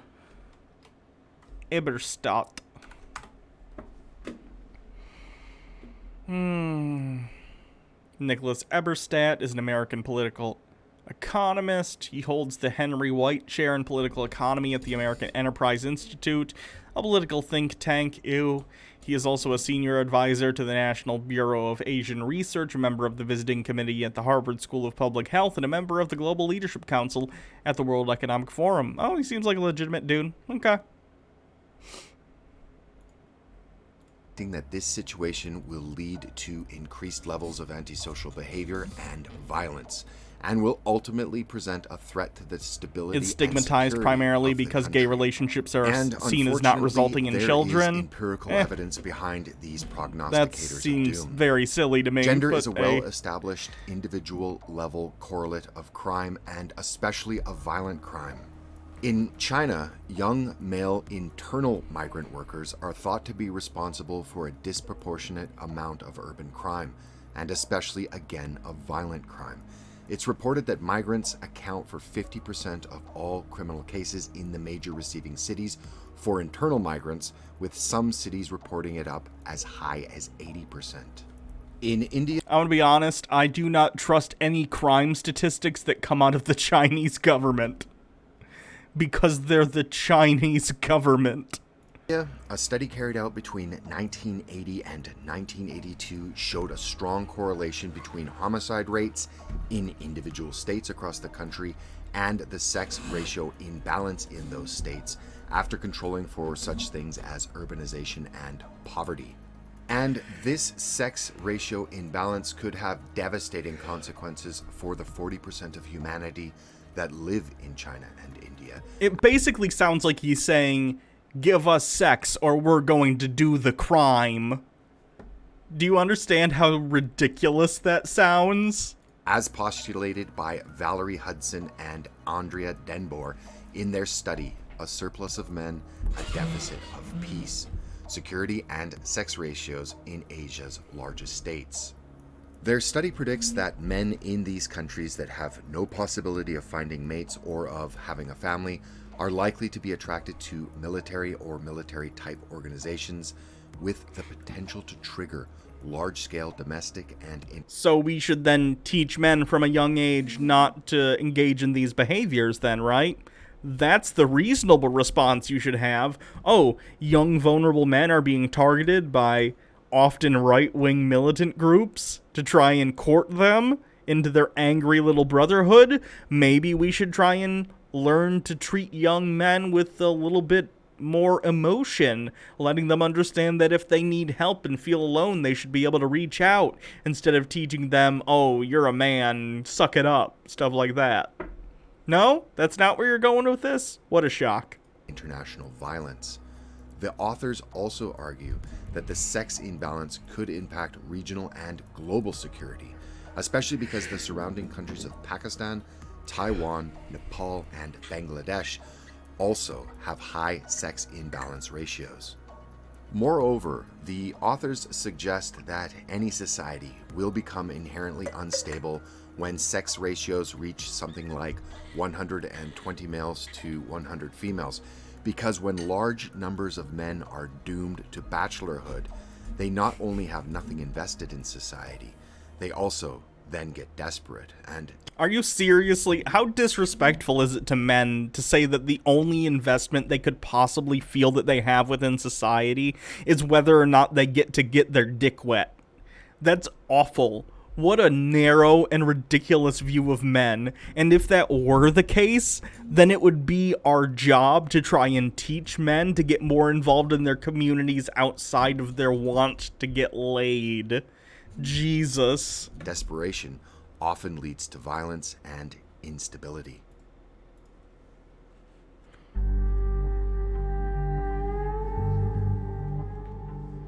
The shortage of women via polygamy is also often cited for being one of the strong factors that hampers the societies of much of Africa, along with the Islamic world from developing.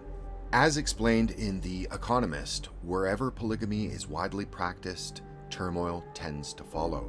The 20 most fragile states in the world are all somewhat or very polygamous. Polygamous nations are also more likely to invade Have you ever heard the term correlation doesn't equal causation? Because pretty important, right? their neighbors. In fact, the polygamous regions of Haiti and Indonesia are the most turbulent regions in those countries. And there are no other socioeconomic or historical factors that would cause that. Please don't open a history book. Please don't look at Wikipedia. Please don't look at the Haiti page on Wikipedia specifically. Trust me, it's just the fact that there aren't enough women. London School of Economic Study found a strong link between plural marriage and civil war. Groups like Boko Haram and ISIS have long used the theology of Islam in the Quran, Phrase, not as well as the term, example sorry. of the Prophet Muhammad in the Sunnah, to justify their regular slaughter of groups of men they believe to be heretical or disbelievers, and then in turn sexually enslave their women. Valerie Hudson again, but this time with Hilary Matfest in another study, found that a high bride price, typical in polygamous societies, is a critical factor predisposing young men to become involved in organized group violence for political purposes, and jihadist groups clearly know this and exploit this. When looking to Western Europe, that has no cultural affinity toward polygamy or sex-selective abortions, the same problem with regards to gender imbalance is being imported, and all of its attending consequences are already beginning to manifest themselves in countries like Sweden, the Netherlands, Belgium, and Germany, among others. While the tsunami of migrants heading toward Western Europe has abated somewhat since 2015, millions upon millions upon millions of people from the developing world still want to make the welfare states of Western Europe their new home. So presumably, the solution to this would be to allow people to have free movement between countries, right? That way, people can go to places and balance out the populations in terms of gender, if that's something you so choose to do. Instead, this guy's gonna try and say, this is why we need to close all the borders, which wouldn't solve the problem.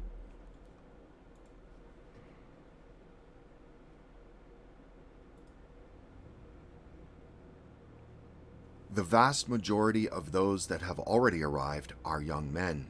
Images of those on their way being ferried by human traffickers to awaiting NGO boats, as well as those attempting to break down the gates in Spanish exclaves in North Africa, or recently on the border between Greece and Turkey, shows that this is a young, masculine affair. And just as indicated in the studies previously, there is also evidence that when single young men congregate, the potential for more organized aggression is likely to increase substantially, as we are now witnessing in Europe today, with each grisly headline after lurid and horrific headline. It would seem that many of the studies mentioned have now been synthesized finally and comment. I'm not going toxis. I don't get why men see other men as such a threat. I don't know either. It's very strange. I don't know why dudes don't get along. Not that they always don't, obviously. They do a lot of the time. But, like, some dudes, they just got too much fucking testosterone. I don't know what's going on with them.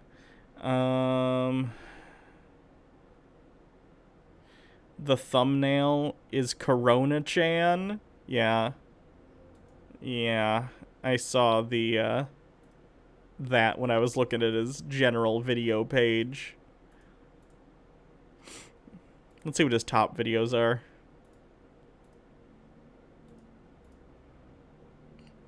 Vorkvoid says Twitch doesn't want me to give you more money. It's not, is the bit system not working or something?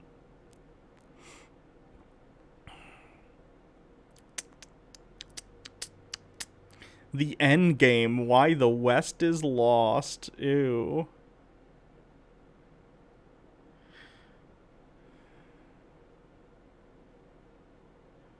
On suffrage society and women, how women dismantle nations.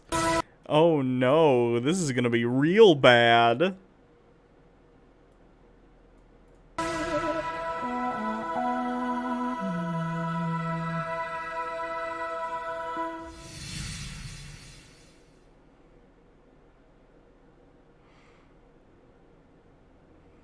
A couple of months ago, I made a video entitled Why Women Destroy Civilization. The video has been viewed about 600,000 times since then, and despite the level of rage, bile, and malice heaped upon me as a person by feminists and their enablers, while conspicuously lacking anything that resembles a rebuttal or an argument, the video still has an 81.7% approval rating. It would seem that for many, to broach topics that are uncomfortable or shatter their safe spaces should be forbidden, and for many, reciprocating with They're just mad at you. Anyone who says, like, haha, look at how much I made people mad, and puts that up as like, see how right I am? I made all these people mad. It's infantile. malice and spite seems to be their preferred course of redress. But this video is not on why women destroy civilizations, but how women destroy civilizations, using the smoking example of the elections held recently in Austria. There are examples after examples after examples of how and why a majority of women seek to live their lives by going along to get along, and why they, as a gender, are predisposed to do so.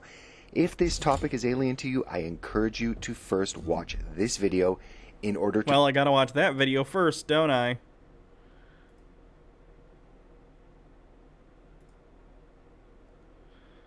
Oh, where is it? You'd think it would be another popular video, because these are all the most popular ones.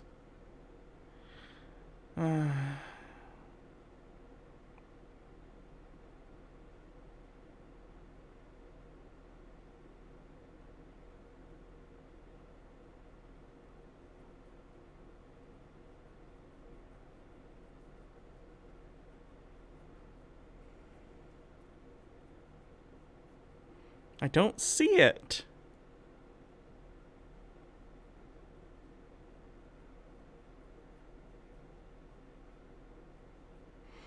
Oh boy, I'm just gonna put this guy in my favorites folder to look at another day, because he's already kinda dragging me down.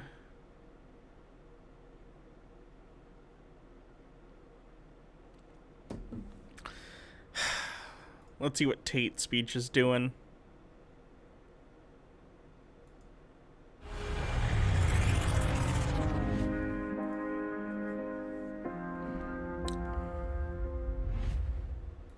So when I was 24, 25, I sold drugs. Long time ago now. I can be honest and open about my past. I was a fighter, but fighting wasn't paying the bills, sold drugs, whatever. So I'm selling drugs. And I bought myself Atheism is Unstoppable got banned. So I'm 25 years Again? old. Didn't he have From the multiple street, channels from the because he ghetto, got banned losing before? mastermind. Anyway, That's funny. In I remember he town made I a was in, movie about, Newton, or not a movie, he made a video about Jake and I I was also in Bury when Park, we stopped the worst being area such of Boston. cringe lords It's like the Muslim and area. stopped, you know, trying to be Not- so not being edgy. racist. And Don't he's ban like, me, these YouTube. two are It's not because of I'm just saying SJWs. Muslims live there and it's a shithole. Don't ban me. I'm not making any CJ political Oracle says, I guess he was very stoppable. So anyway, there's a doctor's office there. Now there's nowhere to park except for the doctor's office car park. Obviously you have to be a doctor to park there. But I mean, I've got a PhD, a pimp and hose degree, so I can park wherever the fuck I want. So I go into the doctor's car park to park my car. And the ramp is too steep, and I scrape the front of the Aston. And I have to back up, and I can't get into the car park, so I have to park somewhere else. So I was like, okay. So I went and I had dinner, and I'm sitting there going, wait. In the doctor's car park, you can't park a sports car. Maybe it's just the Aston. Is there any other nice cars in there? So I go and I finish my food, and I walk into the doctor's car park. Citroen, one old Mercedes, fucking Audi A3, some shit. I'm like, whoa. So they all talk about, if you study hard, you can be a doctor. Go study medicine. Study. Give up your whole life in school. Then you get to be a doctor. You can't. Is this guy legit just shitting on doctors? Dude, you've clearly been to a doctor. You were an MMA fighter. I'm sure you've been injured and then fixed by a doctor. How disrespectful can you be to people who help keep society moving, you ass? Even buy a motherfucking sports car. There's not a single. He's got the Crystal Head vodka. I've got one of those. It's over there. That's some smooth vodka, friends. Sports car in the car park. You can't even move a sports car into your car park. Unbelievable. What a waste of fucking time. And you're gonna sit there and be a doctor and be broke? Well, doctors aren't broke. They're broke compared to me. So they're fucking broke. I use this analogy all the time, but I'm gonna use it again. When you see a man like me at 3 o'clock on a Tuesday morning at a gas station in a $400,000 sports car, I get out of the Lambo, there's a bitch in the front. I get out and putting gas in. Do you look at me and go, he studied really hard in school? Or do you look at me and think, drug dealer? You think drug I'd probably, based on the way you behave more so than the objects you own, wow, that guy's a douche. drug dealer because you understand you must break the rules to make money. Doctors have followed the rules their whole lives, and they're driving Citroens. That was a harsh realization for me. Because when I was selling drugs, I didn't really like selling drugs. I didn't like the anxiety. I didn't like the idea of getting caught. I didn't like the violence, the stabbing. I have my stabbing stories already on Twitter. I'll put it when I take speech up. Someone tried to stab me. I didn't like it. But that day, I felt pretty good. I was like, listen, these doctors can't even buy a fucking sports car. Unbelievable. You have to break the rules to make money. You have to understand that the system is designed to keep you poor. I will teach you how to break the rules. Don't be like the doctors and spend hundreds of thousands of dollars on an education that will get you a Citroen. You can come to me, spend less than $1,000 on education, and become rich. And I'll teach you how to live. Oh god, he's such a huckster.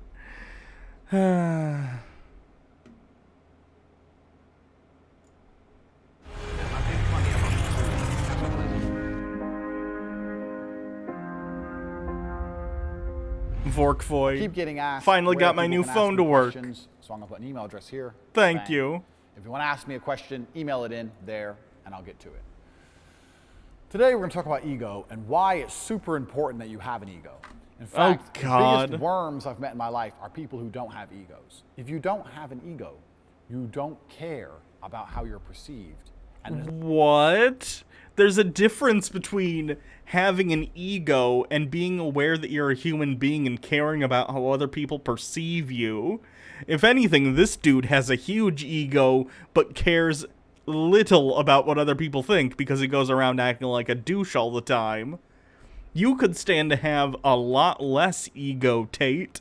Jesus. Not only how you're perceived by others, but you also don't care about how you perceive yourself. If you're going to become morbidly obese, you don't have an ego. You can't have an ego. And my dad is a malignant narcissist, and he is morbidly obese. So, no. Completely untrue. If anything, people with giant egos are unable to see themselves as they actually are sometimes, and are incapable of deciding that they need to make changes in their lives. Become a morbidly obese person. Now, I think a lot of people get confused with... And Trump, true. People who have egos who don't deserve it. And you have people who have egos who have earned it and justified it. Mike Tyson had an ego. He's Mike Tyson. There's never any doubts in my mind because I'm the best in the world. Even though a lot of you don't like to hear it, it's fact. I'm the best. You know what I mean? Sometimes I don't want to believe it myself, but it's the truth. I'm the best. How dare them even to challenge me, these fighters? You know what I mean? you know what I mean, with There's their nothing primitive funny about the boxing tools of skills. You know what I mean? They're as good as dead. I'm the most brutal and vicious and most ruthless champion there's ever been. There's no one can stop me. I'm the best ever. Vorkvoid There's says never new anybody phone like is me. There's no one difficult. that can match me. My style is impetuous. My defense is impregnable. And I'm just ferocious. I want your heart. I want to eat his children. Fat dork has an ego. He's a fat dork. So there needs to be some kind of diversification in the words. We need to come up with some kind of word. Someone out there who is a master of the English language, you need to come up with a difference in the two words for egotistical. But egotistical when it's justified and egotistical when it's not justified. They're different things. I guess what's going to happen there, now we're going to go down this rabbit hole, is that people are going to start saying, well, his ego doesn't deserve to be justified, and there's going to be an argument of proof and blah, blah, blah. Baja Blast, how dare you? Android master race. Apple can suck a dick. Because I believe I have justified my ego, and I do have a massive ego. I have an ego. Ed Henry got fired from Fox for sexual misconduct. I don't even know who Ed Henry is. Let me look.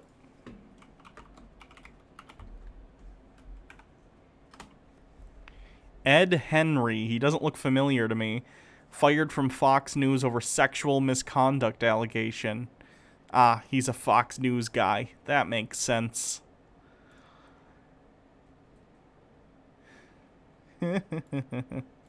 And I'm happy with that, and I'm happy to live my life this way because I find it a source of motivation. I would never let myself get out of shape because then I couldn't view myself the same. I view myself a particular way. I don't and that know if requires me to Tate's be in British. shape. No idea. I would never allow myself to become poor because I view myself a certain way, and that requires The me to most have recent financial assets. Samsung Galaxy is like $1,000 to $2,000. Let me look.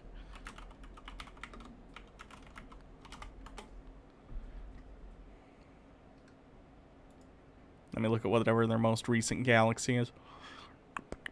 Oh, the Galaxy flip phones are super cool, by the way. I really, really want to get one. Next time my phone contract is up, I want to get one of the flip phones because they're cool.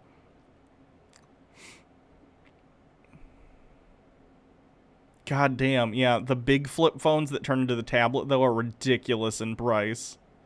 They're cool, but that's too much. $2,000. But one of these that just kind of folds up into like a half-sized thing. It's neat. There's nothing funny about the tools of capitalism. Thank you to Vorkvoid with another 100 bits. Says, I'd rather deal with this than Apple. I agree. Let me see what their note is. The newest note. I used to have a note. I liked the little stylus. Yeah, 1,000 for their 5G model. But 1,000's pretty, I don't know if I'd say the word reasonable. It's common for, you know, top-tier smartphones these days. I don't know if I want to spend that much, but, you know, I use my phone constantly, so it's not like I'm not using it. I view myself in a way that requires me to push hard to succeed, and it makes my life better. Yeah, Motorola has one too. They have that the Razr now.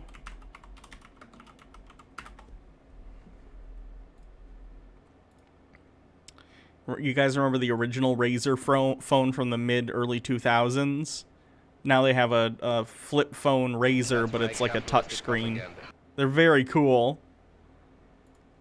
I want the satisfying feeling that we used to get when we, you know, answered phones by opening it and closing it to hang up. It's always great. Thank you, Space Executor. Oh, Space Executor. Gotcha. People often talk about downward spirals. He got in a downward spiral, he lost his girlfriend, then he started drinking, then he lost his friends, and he drank more, and then in a downward spiral. You know what else is real? An upward spiral. He started training more, so he had more energy, and he started working more, started making more money, and then he went to a better gym, and then he trained harder, and then there's an upward spiral is exactly the same. An upward spiral is always fueled by ego. So having ego is not a bad thing. In fact, I encourage. Okay, but that's the difference between confidence and ego, right? Confidence is when you believe in yourself and believe in your abilities to a reasonable extent, right? You have an understanding of your own mastery, whether it be in business or whatever it happens to be in creatively, who knows? In your case, like you were a fighter. I don't know if you were any good, but that's confidence. Ego is when you let things get to your head and you've decided that you're the fucking best thing to ever grace this earth. Not only are you good and someone who has a great understanding of your own abilities, but you're fucking the best and everyone else sucks.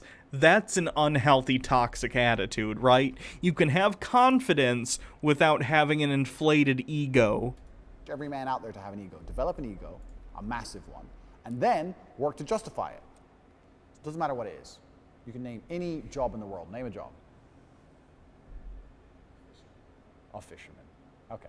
So if you have an ego and you really truly believe you're the best fisherman there is, you're going to go out there and try and catch the biggest motherfucking fish. You may stay out longer than everyone else. You may try harder than everyone else. You may try new baits. You may get up earlier. Whatever it takes, but you want the biggest fish to prove you are the man. It doesn't matter what it is.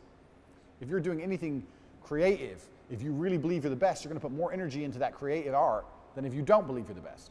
I love egotistical people. I love people with huge egos because they try hardest, and they try hardest to justify them. Now, then you have the other side of the coin, the people who have an ego for no reason. I wouldn't call this an ego. I'd call these people delusional morons. And if you're going to go through your life and you're going to associate with people, what you want to do is find egotistical people, find out if they have a reason to justify said ego. If they don't, get rid of them. If they do, hang around them, because you might actually learn something. All right, that's enough of Tate. Someone sent this. Samsung just released a new folding phone with a claim that it has revolutionary flexible glass, like it says here on their website. We'll be putting that to the test today. This is the Samsung Z Flip, or the Flips, depending on how you open the box. It does come with a case, one for each half of the phone. Kind of nice. Samsung says this is a statement smartphone for people who want to stand out, a phone that demands attention. And I'd have to agree. The ability to fold your phone in half. Look at that. The crease is barely, you can barely even see it when it's straight on. A full-size phone. The technology in these is just so cool. Space. The future is amazing. It's time for a durability test. Let's go. I mean, let's get started.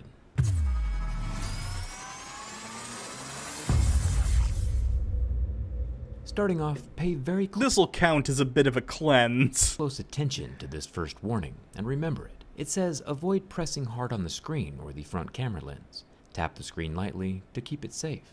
Samsung said at their launch event that they've done the impossible and created ultra-thin glass that folds.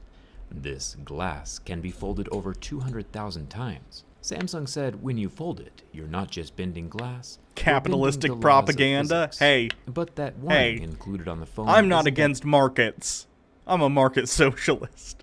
As confidence-inducing as Samsung's launch event attempted to be. It does feel nice, but yes, though, it's basically an ad. Type of fold is definitely my favorite so far. I like having a phone that folds instead of having a tablet that folds. There are two things I noticed right off the bat with the Z Flip. One is the crease here still along the center, not a big deal.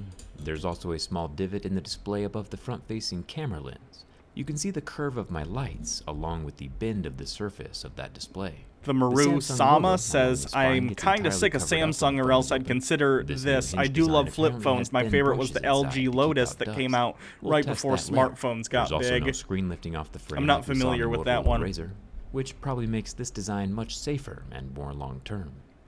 There is a bit of a gap between the two halves of the phone when it's closed, also fine, and it makes sense because if the screen really is glass, we can't have glass clacking against glass every time the phone gets closed. That just wouldn't end well. Speaking of things not ending well, it's time to see if this material really is glass or not. I've been doing the same durability test on every major new smartphone since the Galaxy S6 came out 5 years ago.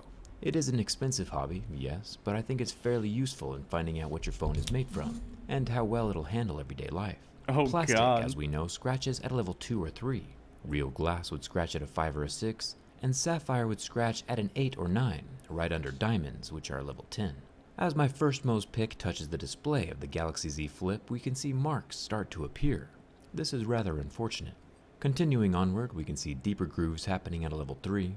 This is exactly how a plastic screen would react, exactly like we saw in the Galaxy Fold, the Motorola Razr, and basically every other plastic screen smartphone ever made. For kicks and giggles, we can bump it up to a level 4, and I could physically feel the tip of the pick start to cut the display surface open. Oh, so why in the world no. would Samsung talk about flexible glass so much on their website and at the launch event? It could be that they are using a hybrid Hello, plastic Feminist polymer Critique Pod. with little Welcome to the specks stream. of glass ingredients inside, and then just, calling it glass. But that doesn't really seem like a very nice thing to be doing. If a company says glass, their customers will think of a hard, clear material that has excellent scratch resistance.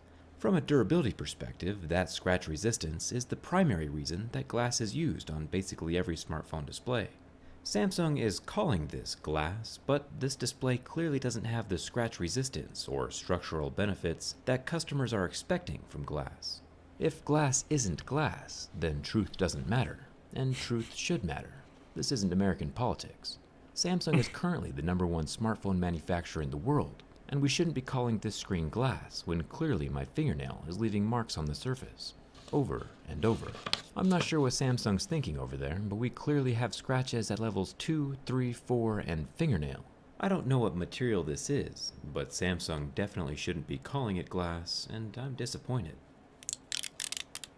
Even if I jump up here to the front-facing 10-megapixel selfie camera, the surface is covered in that same so-called glass material and can still be scratched with my fingernail. I'll come back to this again in just a second. Oh no!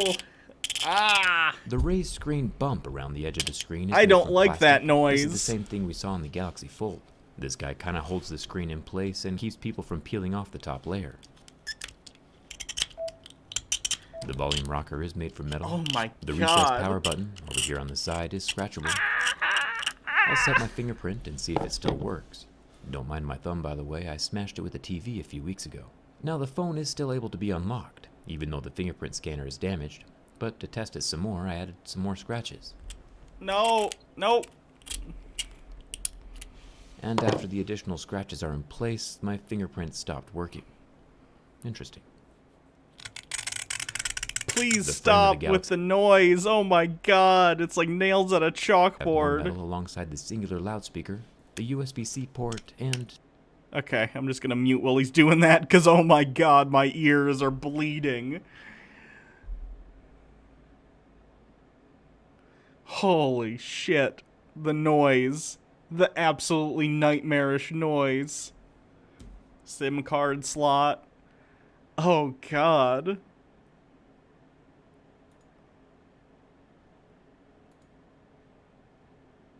Let's look at the other one. Maybe he, gotta go back to find Galaxy Fold durability test. This is the other one. This is the more the Galaxy expensive Fold, an Fold ambitious new smartphone. take on what smartphones can do and what smartphones can look like. Today we're going to see what the Galaxy Fold is made of, both physically and metaphorically. This is a brand new sealed retail Korean. This is, I'm hoping to get one of these in the future once they're not like $2,000. That's absurd. I would never spend $2,000 on a smartphone. But like, if like 3 or 4 iterations down the line, the cost comes down, I think this is very cool. I'd love to get like a phone that folds into a tablet, because right now I have a phone and a tablet, both are on my cell phone plan. So I can like take my tablet out of the house, and even when there's not Wi-Fi, I can connect to the internet. But if I could just have them in one device, it would be fantastic. 2, since version 1 never quite made it to public market. Maybe if we bend this fold backwards far enough in the wrong direction, we can snap it into 2 phones instead of just 1. You never know unless you try. Let's get started. There's a Razer version too. Hold on. So right out of the box, this phone of the future has many If you would've warnings told for me- us. Avoid pressing too hard on the screen, only tap it lightly. The phone is not water or dust resistant, and don't allow any foreign objects into it. Also, don't attach anything to the main screen, no screen protectors. And keep the fold away from objects affected by magnets, like credit cards. Those all seem like pretty Jesus. big issues to me. Cell phones are quite possibly some of the most accidentally abused pieces of technology on the planet. And Samsung's, they're telling us not to touch it very hard. Not very confidence-inducing. Before we commence the first fold, let's see what's inside the box. Underneath the phone holder, we have a note written in Oh no, what did Trump tweet? Trump is proposing a rule allowing federally fundless homeless shelters to turn away trans and gender Oh, Jesus Christ. What a fucking monster. I'd say I'm shocked, but and I'm what not. Looks like Korean. Google Translate on my Galaxy S8 Plus shows that it's another little hype paragraph for the phone. The Galaxy Fold also comes with a case, a very thin layer of carbon fiber material that just snaps onto either half of the phone. I guess any protection is good protection. And underneath that we have the wireless Galaxy earbuds and the normal USB-C charger. Let's get back to the Fold. That's cool Right that off it the comes bat, with the this thing wireless definitely headphones. Feels good. It feels solid, well engineered, and very well planned out. Even without folding it yet, there is a visible crease running down the center of the display. It's not as visible when the screen is turned on, but still definitely there. Now this is only the second folding smartphone I've ever come across in real life. But while folding, it's definitely the better feeling of the two. The hinge makes the phone feel like it's supposed to bend, easily and smoothly, and then softly clicks into the closed position, and is held shut with its magnets. And it does all this very gently. When I would fold the Royal FlexPi hinge, the foldable phone I tested previously, it was more of a spring that always wanted to stay in the open position, and it did not want to fold on its own free will. The Galaxy Fold feels much more natural. Honestly, if this phone survives the durability test, I might even switch to it as my daily driver. It feels pretty awesome. The Fold also has a much smaller profile than the FlexPi. The Royal FlexPi, seen here in its very well-loved condition, oh God, it has a much larger footprint than the Galaxy Fold when it's opened, as well as when it's closed. As a matter of fact, the closed FlexPi is as big as the Galaxy Fold is when it's opened, and both of them have some very strong magnets inside. So as far as, form factor goes when talking about phones, I think the Galaxy Fold comes out on top. Its smaller design makes it seem more like a phone, and the FlexPi is more of a folding tablet. The Galaxy Fold has a fully functional front display, and can control the whole phone from here. I can activate the front-facing camera, and then fold open the phone to switch to the internal screen, and smoothly switch to the internal front-facing camera. That's so all at the same wild. It time. looks like This thing sci-fi has to me 6 total still. cameras, This which whole we'll get to in just a folding second. phone shit. This thing It's is so kind of cool. mind-blowingly futuristic. It doesn't register that the phone is closing until it actually clicks shut, and then I can go back to using that front screen like a normal phone if I wanted. It's time to start seeing what this Fold is made of. My Mohs hardness picks can numerically tell the difference between different minerals and materials. Plastic scratches at a level 3, glass scratches at level 5 or 6, and sapphire would scratch at a level 8 or 9. This front display is 4.6 inches with a 720p Looks resolution. durable, and more starts so than the scratching last at a one. level That's 6 nice. With deeper grooves at a level 7. Pretty normal for a smartphone. Oh yeah, that's much better. It survived 5 whole layers more. Even though this phone Although is that's just the anything front but screen, normal. not the folding Let's mosey one. on into the inner display. This thing is much larger, at 7.3 inches, with all of Samsung's... It'd be kind of a fun job being able to spend like business expenses on like destroying things, but like for a purpose, not just for no reason, because that's wasteful. But like he's doing product reviews for warnings about people. the It's kind of inner neat. display and the previous recall due to display fragility. We kind of knew this was coming, but still, seeing scratches at a level 2 with deeper grooves at a level 3 kind of just hurts a little. The Galaxy Fold has a screen hardness comparable to Play-Doh, soggy bread, or a... Yeah, I guess that's kind of inherently necessary for the folding aspect, though. I don't know how you would solve that unless you had a material that was like weak near the fold but got stronger as you moved away from it. But I have no idea how that would work. In fairness, I don't even know how this works, $2,000 so... stick of chewing gum. Even my fingernail can do considerable damage to the screen. Vorkvoid says this Granted, material we knew the science display is not wouldn't be made realistic from yet. soft plastic, since glass doesn't bend too well, but it's still unfortunate that there's no way to safely add a screen protector. You might be asking yourself, but what happens if dirt or sand from my pocket gets caught between the two halves of the phone when it gets closed? Won't that damage the screen? And most definitely, if the grain of sand or piece of dirt is big enough, it will definitely leave an indentation on either side of the screen. There is a small gap between the two halves, so dust and dirt could slip out, but that same gap could also allow for stuff to slip in. So if you get this phone, it might be a good idea to vacuum out your pockets every morning before you put on your pants. Samsung did say this phone is not dust resistant whatsoever, and I believe them, and you believe them. But I don't think dust believes them or is going to play by their rules. So let's see what happens if you take this phone to the beach. The phone closes all right, And there's just enough of a gap between the two halves to make this the world's most expensive salt shaker. And somehow, from having dust on top of the screen,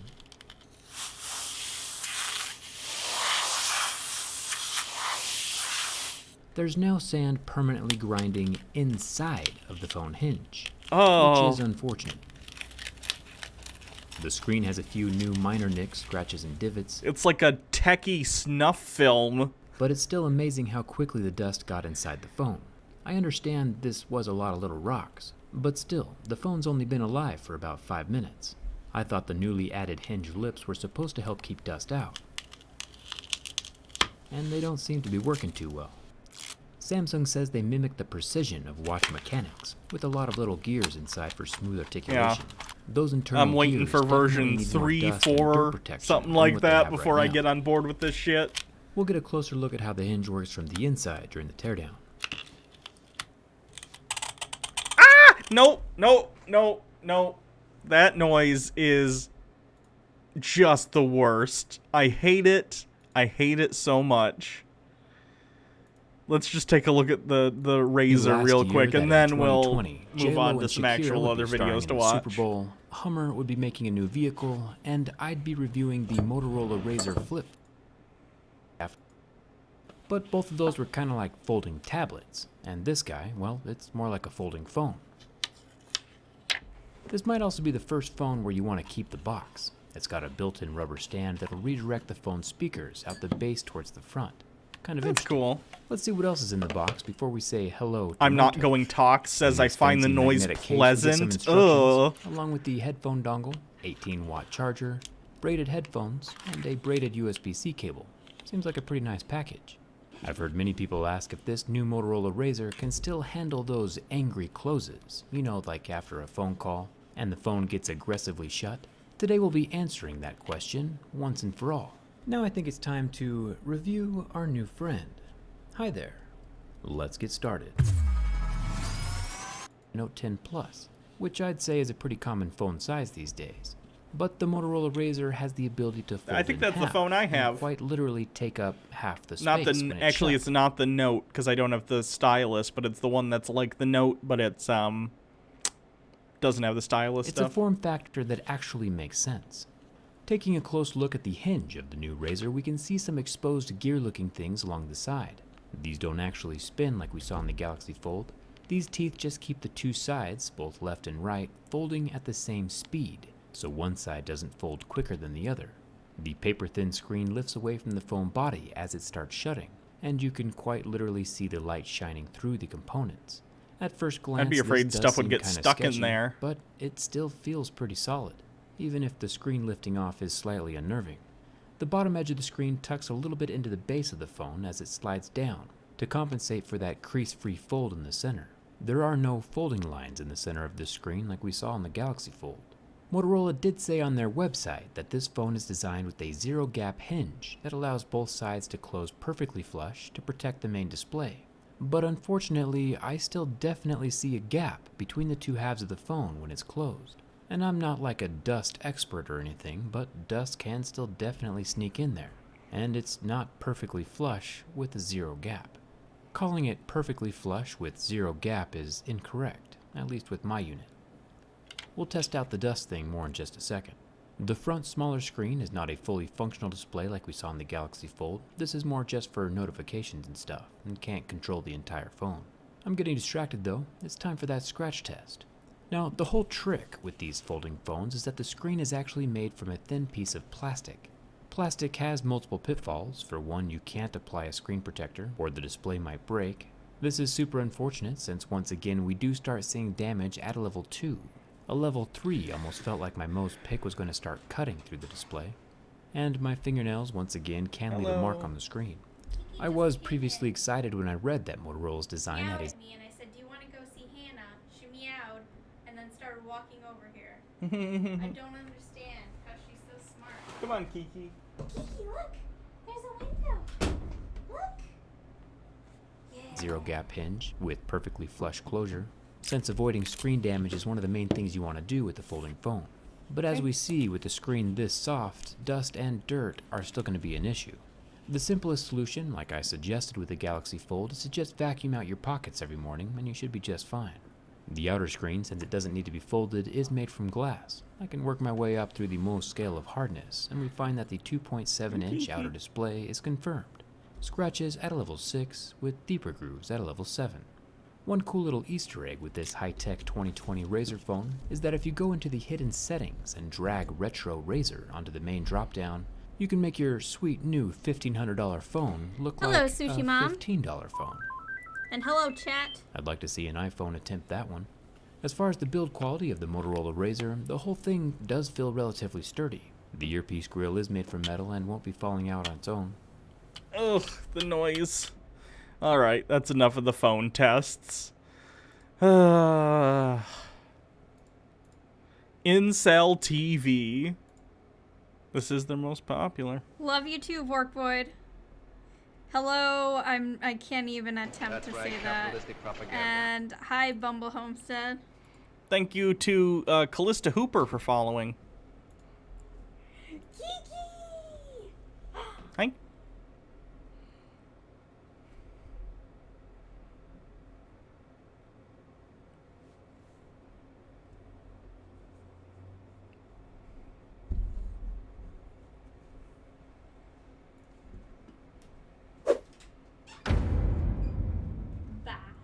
Bye. I was talking to the cat. Wow, I see how it is.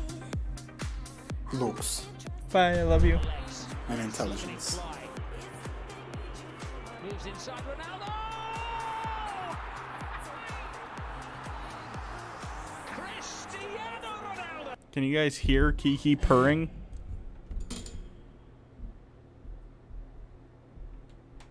You might not be able to.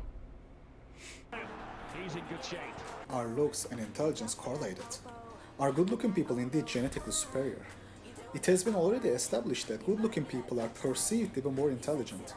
A large number of experiments over the years have shown that when asked to rate the intelligence or competence of unknown others, people tend to rate attractive others as more intelligent and competent than the unattractive others.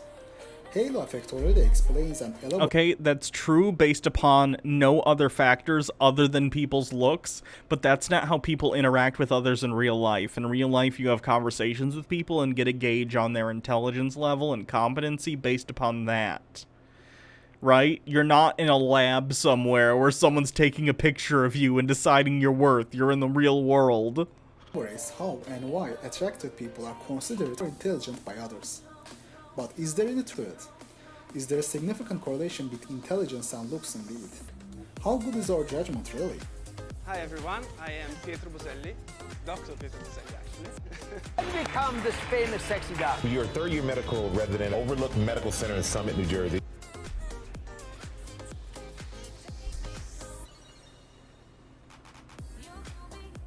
What? Why Kurt Cobain?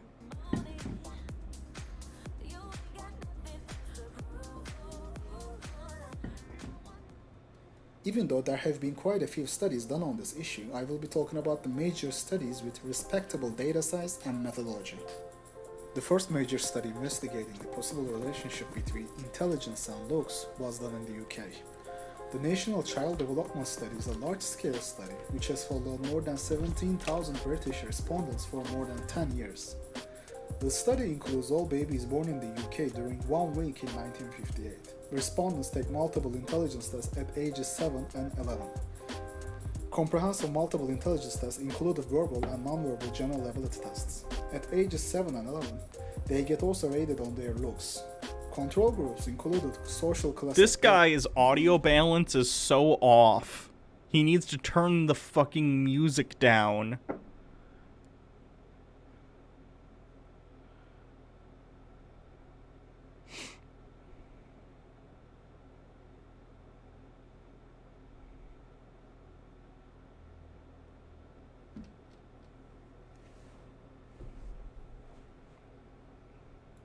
Kiki, what are you doing?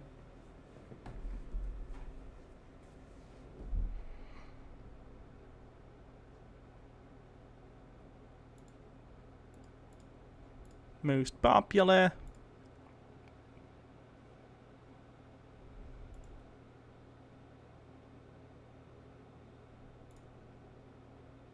care about you, and it's just a women don't actually care about you, and it's just a fact of female nature that you guys are gonna just have to accept. Okay, it doesn't mean to hate them for it. It doesn't mean to start getting bitter or angry towards them for it. What do you mean by women don't care about you? Do you mean that random women on the street? I mean, probably not. Random men on the street probably don't care about you either. People care about other people in certain capacities. Like, no one wants to see someone on the street get hurt randomly, but no one is obligated to care about you personally from the get-go. If you're talking about women in relationships with you, they probably do. They wouldn't have gotten into a relationship with you if they didn't have some sort of feelings for you. It's just something you have to accept. It's like if you're out and a bee decided to sting you, would you get mad at the bee for stinging you? No, you would just, you know, it might annoy you, right? But you would just accept the fact that, hey, that's what bees do. Notice how it's only the female bees that sting. It's pretty interesting, right? Oh my god. What the fuck is that shit about? You just... For one thing, I don't know. Let's see if it's true, shall we?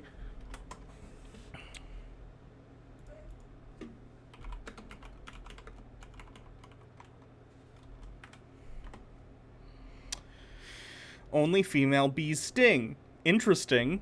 Not relevant to our discussion about human beings. Unless I grow a stinger, that'd be rad. Just have to accept it's part of female nature that they don't actually care about you.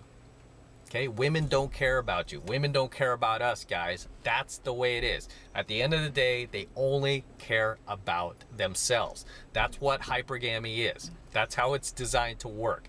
Women don't actually care about you. They care about their own needs being met. They care about their own survival.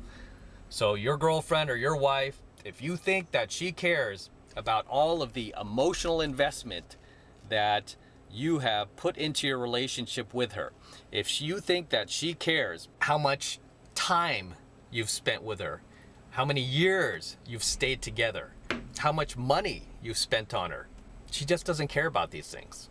Okay, that's not how hypergamy works.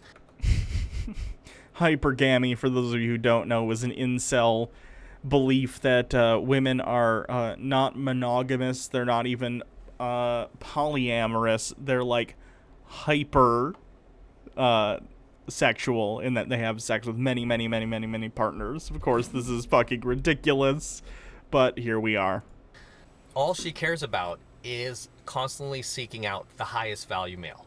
At the end of the day, that's what she wants. And like Chris Rock says, when your woman's giving you that look, like, and it's a little bit of a dirty look or a resentful look or a passive aggressive look, it's because she knows that you were not her first choice, right? She just knows you weren't her first choice. The overwhelming majority of women out there, they are hypergamous, and they don't actually care. Gonna need a source on that one, bud. About you, and they do only care about what you can do for them, right? The value you could provide, you know, the stimulation you can provide in her life. It's almost like you're an entertainer, right? Or people want fulfilling relationships. Pretty much everyone. You have to keep her happy at all times. It's all about her. It's a hard pill to swallow, guys, I know. All right? Don't like click off this video and immediately get mad at your girl. Don't blame her. Again, it's like, don't blame the bee for stinging you. It's just accept it's part of female nature. Think about all those ex-girlfriends you've had and all those relationships that ended where you invested years of your life with this woman. You emotionally invested in her. You know, you were monogamous. What's with the shot of the... Oh, Kiki.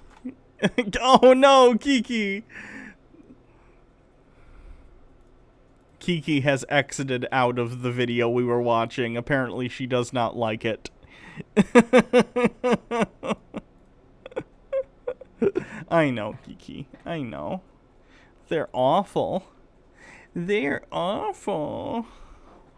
Fuck it. I'll do what Kiki says. We don't have to watch that one.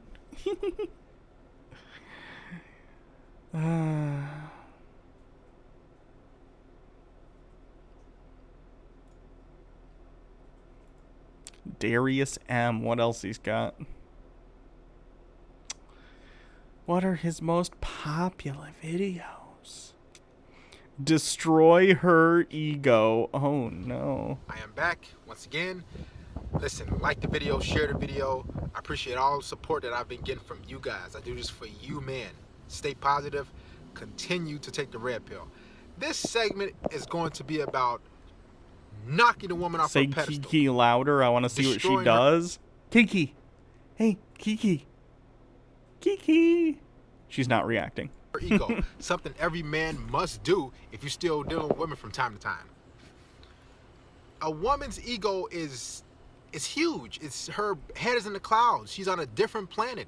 The reason why, because for years, her whole life, she's been told she's attractive, she looks good, that she's this beautiful goddess, she's this queen. She must be humbled. She must be brought down to earth.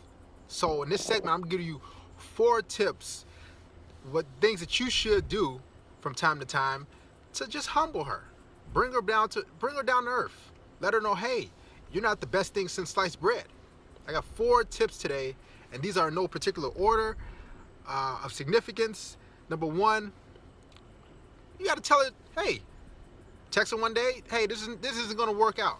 I don't know Good why luck to people you. film in She'll be, portrait. oh, wait, what's going on? You know, she's gonna want to know why you're dumping her, you're leaving her, you're tossing her to the trash, simply because every man she's dealt with and been with, she's left them.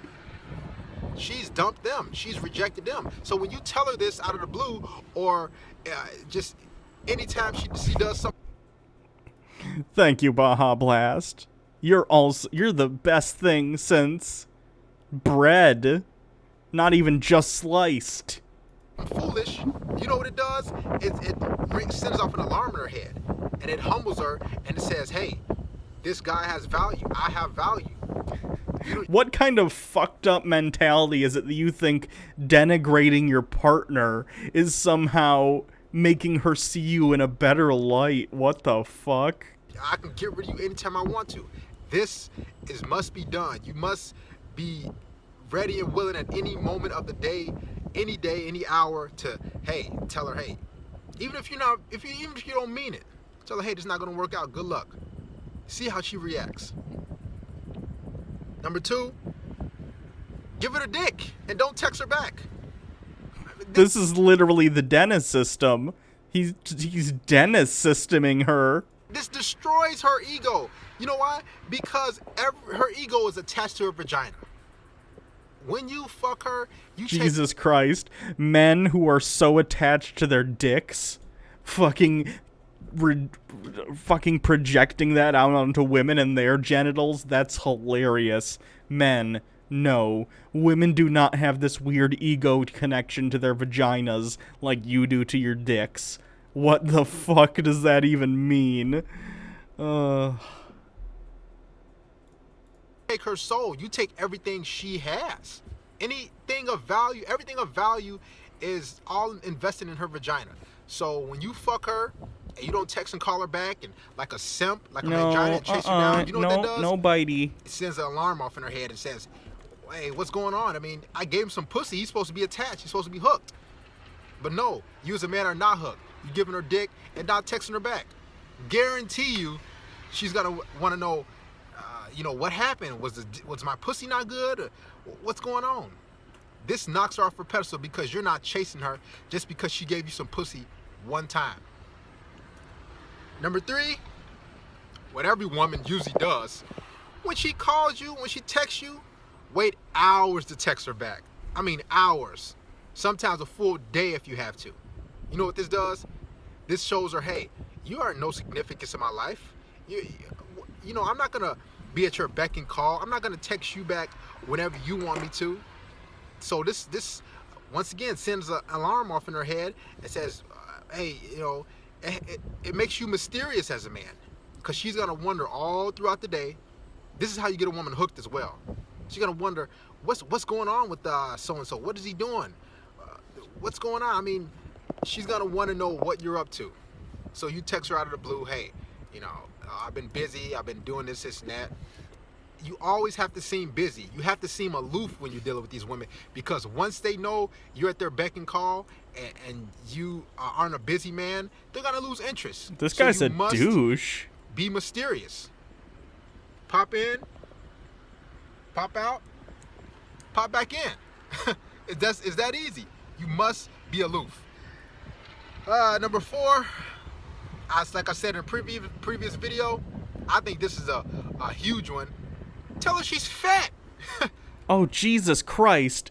This is like literally like the fucking Dennis system. Dennis in It's Always Sunny in Philadelphia is a fucking sociopath. Maybe don't use him as a model for the kind of person you want to be. Gross. He's fucking gaslighting these women. I mean, this is the number one biggest thing, the most important one you can do with the most significance. If you tell a woman she's fat, her whole life revolves around her image, how she looks. That's what a woman is, from the makeup, from the clothes she wears, everything. So when you slut shame her body and her image, that tears her down. It's actually worse than getting rejected. Tell her she's fat. That's disgusting. Holy shit. What is wrong with this guy? Do these things. I mean, when she asks you, how do I look in this dress? You look kind of fat. Or tell her, hey, you getting fat. You need to go work out. Go to the gym. Go do something. This will humble her and let her know, hey, you're not the best thing since sliced bread. You're not the best looking woman on the planet. You're not that attractive. It will humble her. Bring her down to earth. Bye, Kiki. Knock her off that pedestal. Another thing you can do, if you guys are just hanging out, maybe watching TV or maybe out and about.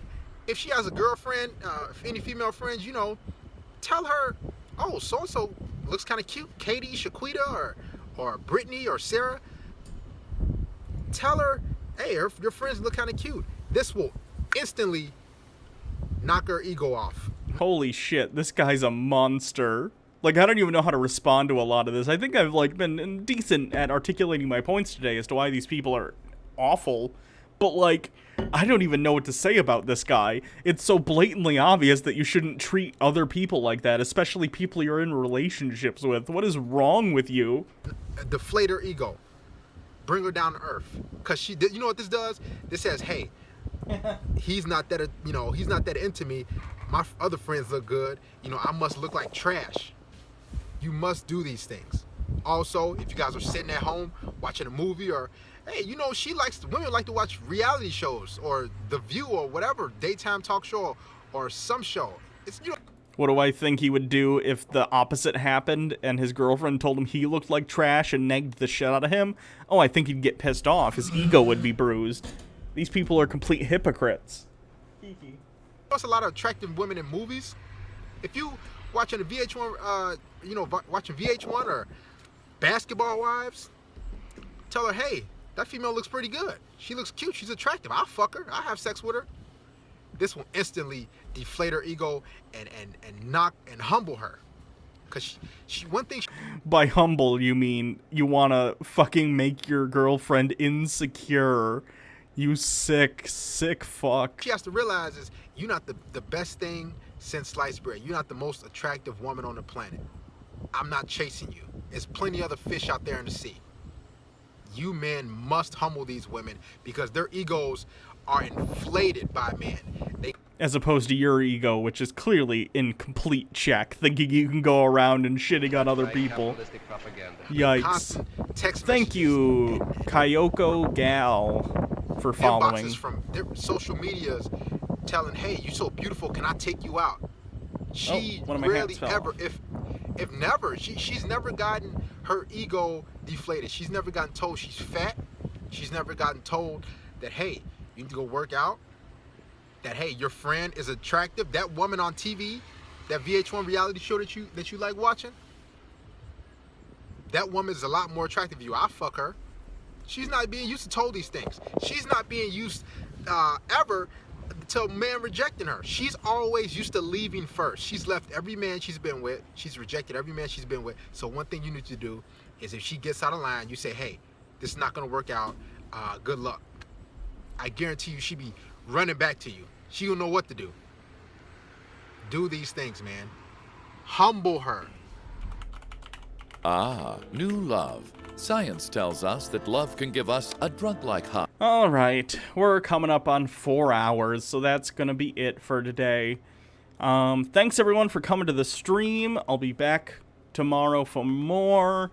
There's a link to my YouTube archive where I put everything from this on YouTube. If you want to go subscribe over there, you can always follow me on Twitter at Hannah Reloaded if you haven't already. You can always follow this channel if you haven't yet. Thanks for coming to the stream today. Thanks for all the bits. Thanks for all the subs. I really appreciate it. You guys make this show happen, and it means just so much to me. I also do stuff, if for some reason you know me on Twitch but not elsewhere, over on the Hannah and Jake YouTube channel. And I think that's about it. So, thanks everyone. I hope you have a wonderful evening. Yeah. See you guys later.